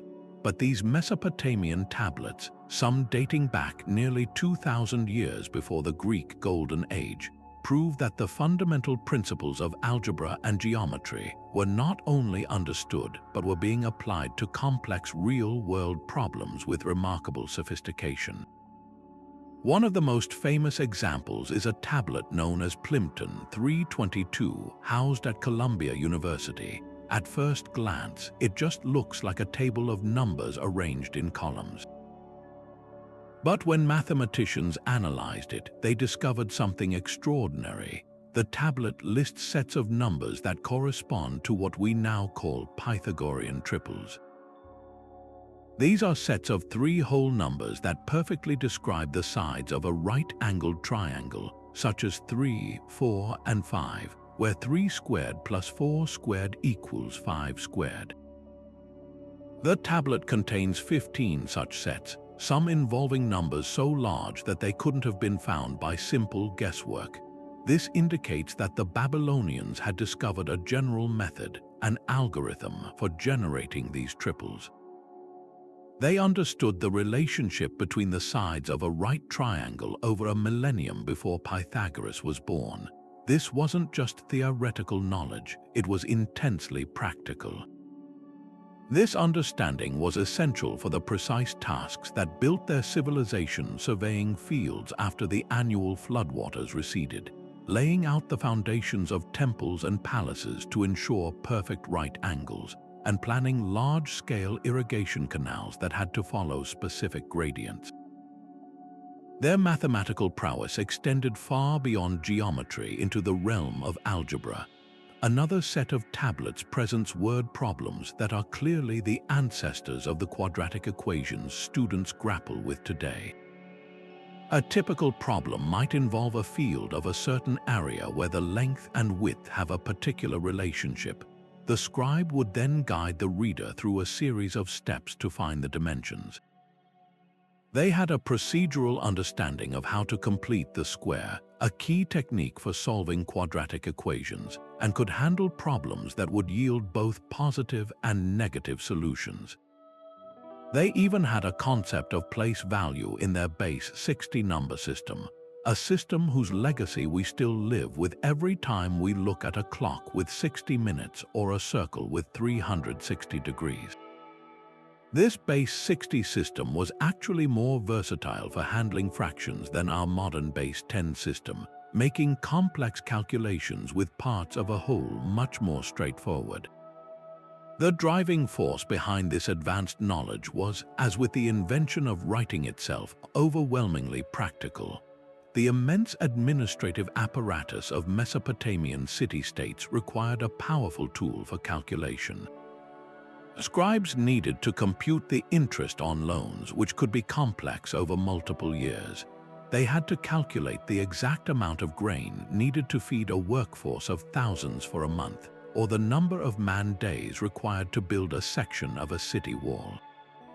They developed tables for multiplication, division, and even for computing square and cube roots, which they used to estimate the volume of excavated earth for construction projects or the capacity of silos. One fascinating tablet gives detailed instructions for calculating the number of bricks needed to build a ramp of specific dimensions, factoring in the standard size of a brick. This is applied mathematics of the highest order, turning abstract numerical relationships into actionable data for engineers and project managers. What makes these mathematical tablets so profound is that they represent a crucial leap in human cognition. The scribes were moving beyond simply counting things that existed in the real world, 5 sheep, 10 baskets of grain, to manipulating pure abstractions. They were dealing with numbers as concepts in themselves, and with the relationships between those concepts, they were developing a formal language of symbols and procedures that could model the world, predict outcomes, and solve problems that had never been encountered before. This ability to think abstractly is the very foundation of science and engineering. It demonstrates that the Mesopotamian scribe was not just a bookkeeper. He was a problem solver, an applied scientist whose work required a deep and flexible understanding of mathematical principles. This intellectual tradition, preserved on these humble clay tablets, was a cornerstone of their architectural marvels, their economic complexity, and their ability to manage a civilization on a scale the world had never seen. After exploring the mathematical precision that underpinned Mesopotamian engineering, we now enter a far more turbulent and unsettling realm of thought, a world where reason gives way to rage and the delicate veneer of civilization is shattered by divine whim. The Era epic is not a story of creation or a guide to kingship. It is a terrifying descent into chaos, a poem that holds a dark mirror up to human existence and reflects back a vision of a universe teetering on the brink of annihilation. Composed likely during a period of profound social and political crisis, perhaps in the early first millennium BCE, this masterpiece grapples with questions that are as haunting today as they were then. Why does violence erupt? Why do societies collapse, and what role do the gods themselves play in our suffering? The epic's plot is deceptively simple, but its implications are devastating. It centers on Era, a god of mayhem, plague, and indiscriminate warfare, a deity who embodies the raw, destructive forces that civilization constantly struggles to contain. Era is initially at rest, but he grows restless and bored. His weapons lie idle, and he feels his fearsome reputation is fading. He is egged on by his 7 terrifying henchmen, the Sabiti, who whisper that the other gods and humanity have forgotten to fear him. They cunningly suggest that the king of the gods, Marduk, has grown neglectful, allowing his own divine regalia to become tarnished and his cosmic city, Babylon, to fall into a state of disrepair. This is the spark that ignites the conflagration. Era approaches Marduk and, under the guise of friendly concern, convinces him to temporarily leave his throne and descend to the underworld to have his jewels cleaned and reset, promising to keep order on earth in his absence. It is a catastrophic miscalculation. The moment Marduk departs, Era seizes his chance and unleashes his fury upon the world. What follows is some of the most harrowing poetry in all of ancient literature. The poem describes Era's rampage in visceral, unflinching detail. He incites brother to murder brother, turning the streets into battlegrounds where families are torn apart. He lets loose plague and pestilence so that the dead pile up in the streets, unburied and unmourned. He commands the Sabiti to level cities and destroy the irrigation canals that are the lifeblood of Mesopotamia, ensuring that even those who survive the violence will perish from famine. The poem does not glorify this destruction, it laments it. The voice of a divine scribe, Isham, who serves as Era's reluctant charioteer and the poem's moral compass, repeatedly begs the god to stop to remember his pity. But Era is intoxicated by his own power, reveling in the chaos he has created. The world is plunged into a state of pure, undiluted terror, a place where all the rules of morality and order have been suspended. The true power of the Era epic, however, lies not in its depiction of violence, but in its profound and unsettling ambiguity. Unlike other myths where evil is clearly defined or punishment is justified, the destruction here feels arbitrary and disproportionate. The people of Babylon and the surrounding lands are not being punished for a specific sin. They are simply collateral damage in a drama of divine ego and boredom. This reflects a much darker, more complex theology. It suggests that the forces of chaos are not always an external enemy to be defeated. They can be an inherent part of the divine realm itself. Era is not a foreign invader, he is a member of the pantheon. His destructive potential is always present, a sleeping monster that can be awakened by the slightest provocation or even by mere caprice. The poem forces us to confront the terrifying possibility that the gods are not always benevolent guardians of order, but can be agents of inexplicable and senseless suffering. This narrative was likely a way for the Mesopotamians to process the immense traumas of their own history. The period in which the epic was composed saw the collapse of the Kassite dynasty, invasions by powerful new forces like the Elamites and Arameans, and widespread societal breakdown. For the people living through this, the world must have felt like it was ending. The era epic gives that feeling a name and a story. It answers the question, why is this happening to us? Not with a simple moral lesson, but with a terrifying theological explanation, because the god of chaos has awakened, and even the king of the gods was foolish enough to leave the door unlocked. It is a myth for an age of anxiety, a poetic expression of the fear that the achievements of civilization, the laws, the cities, the agriculture, are terrifyingly fragile, always vulnerable to being swept away by forces beyond human comprehension or control. In the end, the destruction does cease, but not because of a great battle or a heroic intervention. Era simply grows weary, his rage burns itself out, and he boasts of the terror he has instilled, satisfied that his reputation is now secure. He allows Isham to begin the process of rebuilding, promising a future period of peace and dominance for Babylon, but this conclusion offers little comfort. The damage is done, and the memory of the horror remains. The epic ends with a hymn of praise to Era, but it is a praise born of pure fear, a desperate attempt to placate a god who has proven he can destroy the world on a whim. The Era epic leaves us with a chilling legacy. It is a stark reminder that the ancient world was not just a place of soaring ziggurats and orderly legal codes. It was also a world haunted by the ever-present shadow of chaos, a place where people understood that the line between civilization and barbarism was perilously thin, and that the gods who gave life could also, without warning, take it all away. But beyond the fearsome tales of chaos and destruction, the Mesopotamian world was equally defined by its profound and beautiful expressions of devotion.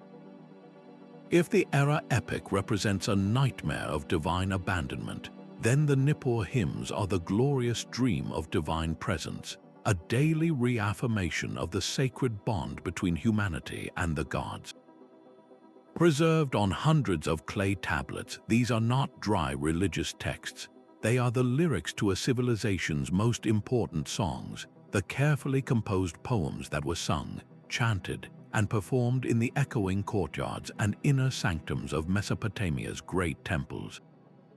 They reveal a spiritual life that was rich, complex, and deeply integrated into the very fabric of daily existence, showing us that the people who invented accounting and law were also masters of music and metaphor, using poetry as a tool to sustain the universe itself. Imagine the scene in the temple of Enlil, the chief god, in the holy city of Nippur. The air is thick with the smell of incense and roasting meat from sacrifices. Priests in elaborate robes move in a carefully choreographed ritual, and rising above it all is the sound of music, the rhythmic beat of drums, the haunting sound of lyres, and the unified voices of a choir chanting a hymn of praise. This was not a passive performance for an audience. It was an active, essential act of statecraft. The purpose of these hymns was to glorify the deity, to literally sing their praises in order to keep them content and present in their temple. The Mesopotamians believed that the gods had created humans to serve them, to provide them with food, shelter, and, most importantly, worship. A well-maintained cult filled with beautiful music and heartfelt praise was like a magnet that held the god in place. If the rituals were neglected, the god might become angry or simply lose interest and depart, leaving the city vulnerable to disaster. so every hymn was a vital strand in the web that connected the human world to the divine, a daily effort to maintain the cosmic order. The hymns themselves are literary masterpieces, showcasing a sophisticated understanding of poetic structure and language. They often begin with a series of elaborate epithets, long lists of praise names that describe the god's power and domain. A hymn to the sun god Utu, for instance, might call him the judge of heaven and earth, the light of the gods, and the shepherd of the black-headed people. This repetitive, incantatory style was designed to overwhelm the senses and create a feeling of awe, building a verbal monument to the deity's majesty. The poems then frequently recount the gods' great deeds, their role in creation myths, or their victories over chaotic forces, but they also describe the gods' arrival at the temple in vivid, almost tactile detail. One hymn might describe the goddess Inanna bathed, anointed with fine oil, and dressed in magnificent robes by her priests, as if she were a living queen preparing for a court appearance. This careful attention to ritual detail shows that the worship was meant to be a sensory experience for the deity as well, appealing to their sight, smell, and hearing. What makes these hymns so invaluable to historians is the window they provide into the vast and intricate Mesopotamian pantheon. While we often focus on a few major gods like Anu, Enlil, and Ishtar, the hymns introduce us to a sprawling divine family with hundreds of members, each with their own specific responsibilities and personalities. There are hymns to Nisaba, the goddess of writing and accounting, praising her wisdom. There are songs to Ninkasi, the goddess of beer, which actually contain instructions for brewing within their poetic lines. There are hymns to lesser-known deities of tools, of cattle, of doorways. This reflects a worldview where every aspect of life, no matter how mundane, was under the care of a divine power. By singing these hymns, the people were acknowledging their dependence on these forces and reinforcing their place within a carefully ordered cosmos where every being, divine and human, had a specific role to play. The survival of these hymns on clay tablets is a testament to their importance. They were part of the core curriculum for scribble schools, and students would spend years copying and memorizing them. This ensured that the precise wording and the correct melodies were passed down unchanged from generation to generation, because a mistake in a ritual could have cosmic consequences. The act of writing them down froze these performances in time, allowing us to hear, across 4,000 years, the devotional heart of Mesopotamian culture. They remind us that this was a civilization that found its highest expressions not only in law codes and epic poetry, but also in the joyful noise of praise, in the belief that a beautifully sung hymn could help hold the very stars in their places. If the era epic gave voice to a society's fear of divine chaos, and the Nippur hymns represented its hopeful prayers for order, then the Assyrian royal annals are the brutal, unvarnished record of how one empire decided to impose its own order upon the world by any means necessary. To understand the Assyrians is to understand a state that elevated warfare from a tool of policy into the very core of its identity.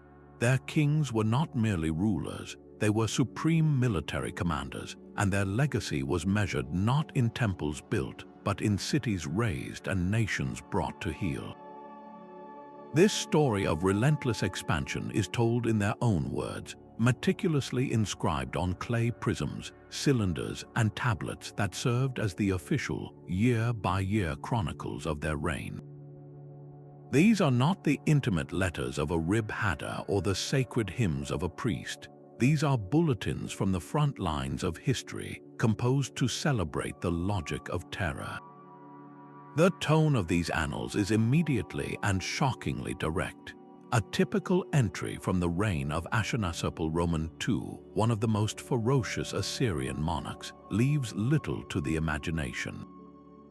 He boasts of marching into a rebellious city, capturing its leaders, and then, with chilling matter-of-factness, describes flaying them alive and draping their skin over the city wall as a warning to others. He recounts building a pyramid of severed heads outside the gates of a conquered town. The language is deliberately graphic and unflinching. This was not just a record of victory, it was psychological warfare in written form. The annals were meant to be read aloud, to be disseminated across the empire and beyond its borders. Their purpose was to create a reputation, an aura of invincibility and unimaginable cruelty that would precede the Assyrian army, hoping to make enemies surrender without a fight simply out of sheer terror. The message was clear: resistance is futile, and the price of defiance is a horror beyond comprehension. Beyond the sheer brutality, the annals are fascinating for their bureaucratic precision. They are filled with meticulous, almost obsessive, catalogues of plunder and tribute. A king would list the exact number of chariots, horses, talents of silver, and bolts of fine linen he extracted from a vanquished foe. He would enumerate the vast herds of cattle, sheep, and camels driven back to Assyria. This was not simple greed, it was the economic engine of the empire. The constant warfare was a self-sustaining cycle. The wealth plundered from one campaign funded the army for the next. The massive deportations of entire populations, another favorite tactic detailed in the annals, served a dual purpose. It broke the spirit of conquered peoples by severing their connection to their homeland, and it provided a disposable labor force to work on the colossal building projects in the Assyrian heartland, like the magnificent palaces at Nimrud and Nineveh. The annals, therefore, show us a state that had perfected the art of conquest as a system, turning violence into a renewable resource. It is crucial, of course, to read these accounts with a critical eye. The numbers of enemy dead are almost certainly exaggerated, a common feature of ancient royal propaganda designed to magnify the king's glory. The Assyrian king is always portrayed as divinely chosen, his enemies as impious rebels who justly deserve their grim fate. There is no room for self-doubt, for defeat, or for the perspective of the victim. The annals are a monologue of power, yet even with their bias, they are an indispensable historical source. They provide a detailed, chronological framework for the geopolitics of the Iron Age Near East. We can trace the slow, inexorable expansion of the Assyrian Empire from a regional power in northern Mesopotamia to a colossus that dominated the entire Fertile Crescent. The names of cities and kings mentioned in the annals often correlate with archaeological evidence and other records, allowing historians to piece together a remarkably accurate map of Assyrian imperialism. What emerges from these clay records is the image of a society entirely structured for war. The king's legitimacy was tied to his success on the battlefield. The nobility were a military class. The entire economy was geared toward supplying the army. This single-minded focus created the most effective military machine the world had yet seen, incorporating innovative siege technology, disciplined infantry, and fearsome chariot units. The annals are the internal report card for this machine, documenting its efficiency and its ruthlessness. They force us to confront a starkly different vision of power than that of a Cyrus the Great, who sought to rule through tolerance and inclusion. The Assyrian model was based on domination and fear, a reminder that the path to empire has been walked in many different ways. The sheer volume of these annals, the relentless repetition of conquest and subjugation, paints a picture of a world constantly vibrating with the march of armies, a world where peace was merely the brief, tense pause between one campaign and the next. Now we journey from the heart of Mesopotamia to the shores of the Mediterranean, to a bustling port city that acted as a cultural crossroads, where a unique and priceless library was preserved. The ancient city of Ugarit, located on the coast of what is now Syria, was a vibrant hub of international trade in the late Bronze Age, a place where merchants from the Hittite Empire, Egypt, Cyprus, and the Aegean would mingle. It was here, in the ruins of its royal palace and temples, that archaeologists uncovered a treasure trove of clay tablets that would fundamentally reshape our understanding of the religious world that gave birth to the Hebrew Bible. These are the Ugaritic texts, and their value lies not just in what they say, but in how they say it, using a revolutionary script that bridged two worlds. The script itself is a marvel of linguistic innovation. While the Ugaritic language was a Semitic tongue closely related to Hebrew and Aramaic, its scribes did not adopt the complex syllabic cuneiform of Mesopotamia. Instead, they performed a stroke of genius, adapting the wedge-shaped marks of cuneiform to create one of the world's first alphabetic systems. This Ugaritic alphabet consisted of just 30 simple signs, each representing a single consonant sound. This was a dramatic simplification compared to the hundreds of signs required to read Akkadian, making literacy more accessible and writing more efficient. It represents a crucial missing link in the history of writing, standing midway between the cumbersome syllabaries of the great empires and the sleek, fully developed alphabets like Phoenician and Greek that would later spread across the Mediterranean. The very medium of these tablets, therefore, signals a culture that was both deeply connected to the traditions of the East and actively forging new, more streamlined ways of communicating.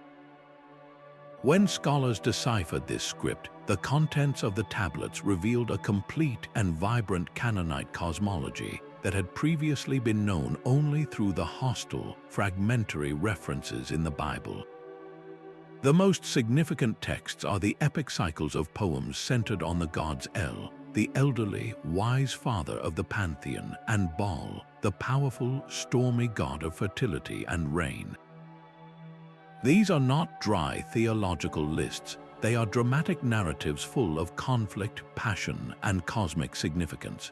We read of Baal's fierce battle with Yam, the god of the chaotic sea, and his victory that establishes order over the primordial waters. We follow his struggle with Mot, the god of death and sterility, which represents the annual cycle of the rainy season giving way to the barren summer and back again, a story that directly tied the fate of the gods to the agricultural life of the people. The parallels with the biblical texts are both striking and profoundly illuminating. The supreme god of the Ugaritic pantheon is named El, a word that is simply the generic term for God in Hebrew. In the Bible, God is frequently referred to by names like El Elyon, meaning God Most High, or El Shaddai, God Almighty. These titles are not unique to Israel. They appear in the Ugaritic texts as epithets for the chief god El. This shows that the earliest Israelites were using the shared theological language of the Canaanite world to describe their own deity. Even more dramatic are the parallels with the god Baal, who is portrayed in the Bible as the primary antagonist of the Israelite god Yahweh, a rival whose worship the prophets Elijah and Elisha fought against relentlessly. The biblical texts condemn the worship of Baal, but they never fully describe his mythology.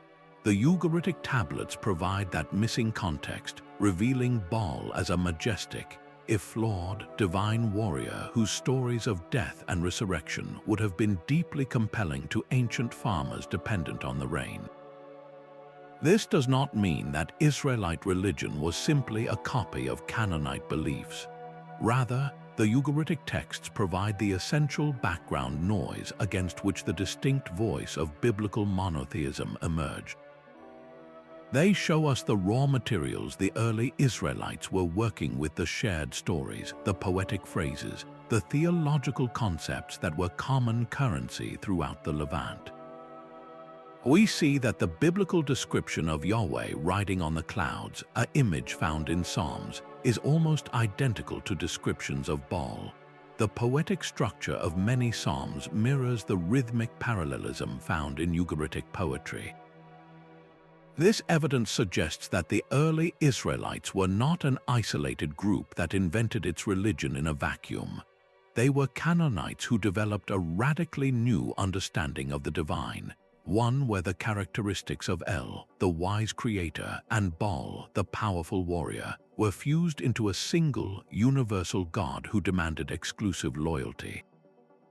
The Ugaritic texts allow us to see this theological revolution in its proper context, not as a sudden miracle, but as a profound and deliberate transformation of existing cultural materials. They give us a glimpse into the religious marketplace of the ancient Levant, helping us understand the powerful alternatives that biblical monotheism ultimately defined itself against. For centuries, the story of civilization's dawn was a narrative dominated by one region, Mesopotamia, the land between the Tigris and Euphrates rivers. It was seen as the undisputed cradle of cities, writing, and complex society, a brilliant flame that eventually spread its light to the surrounding lands. Then, in the 1970s, an Italian archaeological team working at a site in northern Syria known as Tel Marduk made a discovery that would shatter this tidy narrative. They weren't just finding a few interesting artifacts. They broke directly into a royal palace archive, and inside they found not dozens, not hundreds, but thousands of intact clay tablets. This was the ancient city of Ebla, and its tablets didn't just add a footnote to history. They forced the history books to be completely rewritten, revealing a magnificent and powerful kingdom that was not a peripheral shadow of Mesopotamia, but a vibrant, independent rival, a cornerstone of civilization in its own right. The sheer scale of the find was staggering. The tablets were found neatly organized on wooden shelves that had long since collapsed, leaving the baked clay documents in situ, a library frozen in time. Dating to around 2400 BCE, these archives revealed a kingdom of astonishing sophistication. Ebla controlled a vast territory in what is now northern Syria, with a complex bureaucracy that managed everything from the distribution of textiles to the movements of diplomats. The tablets detail a highly centralized economy, with the palace at the heart of a redistributive system that collected taxes in the form of agricultural products and precious metals, and then allocated rations to officials, workers, and soldiers. We learn of a society with a clearly defined social hierarchy, from the king, or malakam, and the queen, to nobles, administrators, and commoners. This was not a primitive chiefdom. It was a state apparatus every bit as complex as its contemporaries in Sumer, proving that the spark of urban civilization had ignited independently and powerfully far beyond the Mesopotamian floodplain. Perhaps the most revolutionary aspect of the Ebla tablets was their language. While they used the Sumerian Cuneiform script for writing, the language they recorded was not Sumerian. It was a previously unknown Semitic language, now called Eblate, which is closely related to later languages like Akkadian, Hebrew, and Aramaic. This discovery was a linguistic bombshell. It proved that Semitic-speaking peoples were not just nomadic tribes on the fringes of civilization, but were established, urbanized, and literate at a much earlier date than anyone had imagined. Even more astonishing, the archive contained bilingual dictionaries, lexical lists that translated Sumerian words into Eblate. These were essentially the world's oldest known thesauruses, used to train Ebla's scribes in the international diplomatic language of the day while preserving their own native tongue. This shows a society confident in its own identity, engaging with the dominant culture of Mesopotamia not as a passive pupil, but as an equal, actively adapting a foreign writing system to serve its own administrative and literary needs.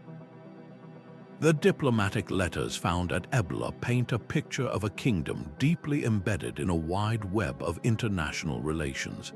The tablets mention correspondence with mighty powers like the Akkadian Empire to the east and the Kingdom of Mari on the Euphrates to the south. Ebla was a major player in the trade networks that crisscrossed the ancient Near East, dealing in luxury goods like lapis lazuli from Afghanistan, timber from Lebanon, and precious metals from Anatolia. This evidence completely overturned the old idea that 3rd millennium Syria was a cultural backwater. Instead, Ebla stood as a nexus, a vital commercial and diplomatic hub that connected Mesopotamia to Anatolia and the Mediterranean world. It was a rival to the early dynasties of Sumer, capable of projecting its power and influence across the region. The discovery meant that the map of the ancient world had to be redrawn to include a major center of power in Syria, coexisting and competing with the city-states of the south. The legacy of the Ebla tablets is therefore one of profound correction. They demonstrated that the development of complex society was not a linear process radiating outward from a single Mesopotamian epicenter. Instead, it was a phenomenon with multiple, simultaneous birthplaces. Ebla developed its own unique traditions of kingship, its own pantheon of gods, and its own economic models, all while maintaining active and competitive contact with its neighbors. The tablets force us to see the 3rd millennium BC as a time of dynamic interaction between several great powers, a multicultural world where ideas, goods, and people moved along routes that stretched much further than we had ever suspected. The unassuming mounds of Tel Marduk yielded a truth that is fundamental to understanding human history. Civilization is not a single tree with one trunk, but a forest with many great trees growing independently, their branches sometimes touching, sometimes intertwining, to create a canopy far richer and more complex than we had ever dreamed. And so, this incredible journey through 30 hidden messages brings us to a profound realization about the very nature of civilization itself. These clay tablets were far more than simple records. They were the ancient world servers, the original hard drives storing the very operating system of human society. Think about the sheer miracle of their preservation. Papyrus crumples into dust, parchment decays, and modern paper can yellow and tear within a century. But clay, when accidentally baked in the fires that destroyed the very palaces they documented, became virtually indestructible. It's a beautiful paradox that the cataclysms meant to erase these cultures, the sacking of cities, the burning of archives, are often what fortuitously fired the clay, turning fragile mud into permanent time capsules. This durability allowed voices to travel across 4,000 years, enabling a merchant's complaint, a king's decree, and a poet's lament to whisper directly into our modern ears, collapsing the immense canyon of time that separates us. The evolution of our recording media tells a continuous story of our species' unyielding drive to capture thought and preserve memory. After clay, humanity turned to the lighter, more portable papyrus scrolls of Egypt, which allowed for longer texts and easier transport, facilitating the spread of ideas across the Mediterranean. Then came parchment and vellum, crafted from animal skins, which offered a durable surface for the magnificent illuminated manuscripts of the medieval world, preserving classical knowledge through the ages. The invention of paper in China and its eventual spread westward revolutionized communication again, making the written word more accessible than ever before and paving the way for the printing press, which could mass-produce knowledge. Each leap from clay to papyrus, from parchment to paper, was driven by a desire for greater efficiency, capacity, and speed, a relentless pursuit to shrink the world and expand the reach of a single idea. Now we live in the digital age, the latest chapter in this grand narrative. Our tablets are no longer made of baked mud but of glass and silicon. Our styluses are fingertips on touchscreens. We have traded the physical weight of clay for the ethereal weightlessness of cloud storage, where the collective knowledge of humanity can be summoned with a whisper to a smart device.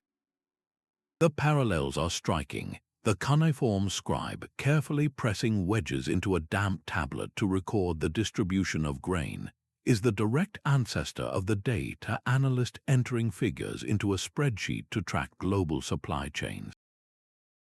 The network of messenger routes that carried clay letters between kings is the precursor to the fiber optic cables that carry our emails across oceans in milliseconds. In a very real sense, every text message we send, every social media post we make, every digital photo we save is part of this unbroken tradition. We are still that same species, desperate to say, "I was here. This is what I saw, this is what I felt." This long view of history, however, presents us with a deeply challenging question. The very fragility of clay led to its incredible longevity, while the seeming permanence of our digital world may be an illusion. We are creating an unimaginable volume of data, but on notoriously fragile and obsolescent media. Hard drives fail, file formats become unreadable, websites vanish, and cloud services can shutter. The digital Rosetta Stone that future archaeologists might need to decipher our file types could be lost to time. What will remain of our emails, our digital photographs, our vast online conversations in 2,000 years? The humble clay tablet of Nasir, complaining about his copper, survived because of its physical robustness. Will a tweet? These ancient messages force us to consider our own legacy. They challenge us to be not just prolific creators of information, but thoughtful stewards of memory, to ensure that the voices of our time, the ordinary and the extraordinary alike, are not lost to the digital void, so that future generations might one day hear our stories as clearly as we now hear the whispers from ancient Ur. From the first accounting token to the epic of Gilgamesh, these 30 hidden messages etched in clay have given us a priceless window into the minds and lives of our ancient ancestors. They have fundamentally changed history by allowing us to recover it, correcting centuries of misconceptions and filling in vast Chinese letter S in the human story that were once thought to be lost forever. Each cracked and fragile tablet is far more than an artifact. It is a testament to a universal human ingenuity, a profound resilience, and an enduring need that connects us directly to the past, the need to communicate across distances, to govern with justice, to create beauty, and to understand our mysterious place in the cosmos. As we close this chapter, it's vital to remember that the grand sweep of history is not solely composed of the conquests of kings or the fall of empires, as monumental as those events are. It is equally built from the countless, quiet, individual stories preserved in the most humble of materials.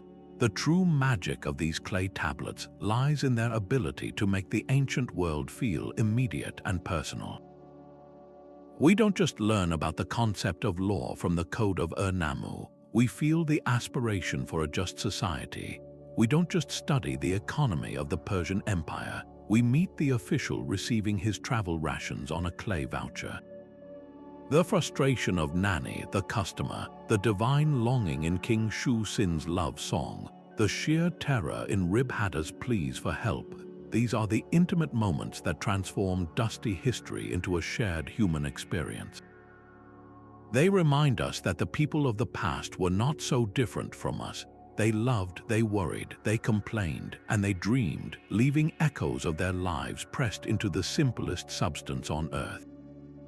This journey through 30 messages shows us that our own world, for all its digital complexity, is part of an unbroken chain of communication. The emails we send, the legal documents we file, the stories we tell, and the receipts we keep are the direct descendants of these ancient clay records. We are still fulfilling that same fundamental urge to record, to remember, and to be understood. The medium has changed from clay to cloud, but the message remains the same: we are here. So the next time you hold a smartphone or glance at a screen, consider the incredible lineage of that act, a tradition that began with a scribe patiently pressing a reed into wet mud, creating a legacy that would endure for millennia. If these revelations about our shared past have fascinated you, if you've enjoyed this journey to the dawn of history, be sure to subscribe to the channel for more expeditions into the mysteries of the past. And we would love to hear from you. Which of these 30 hidden messages amazed you the most? Was it the world's first customer complaint, the revolutionary tolerance of the Cyrus cylinder, or the timeless existential questions of Gilgamesh? Share your thoughts in the comments below, and let's continue the conversation. Thank you for watching.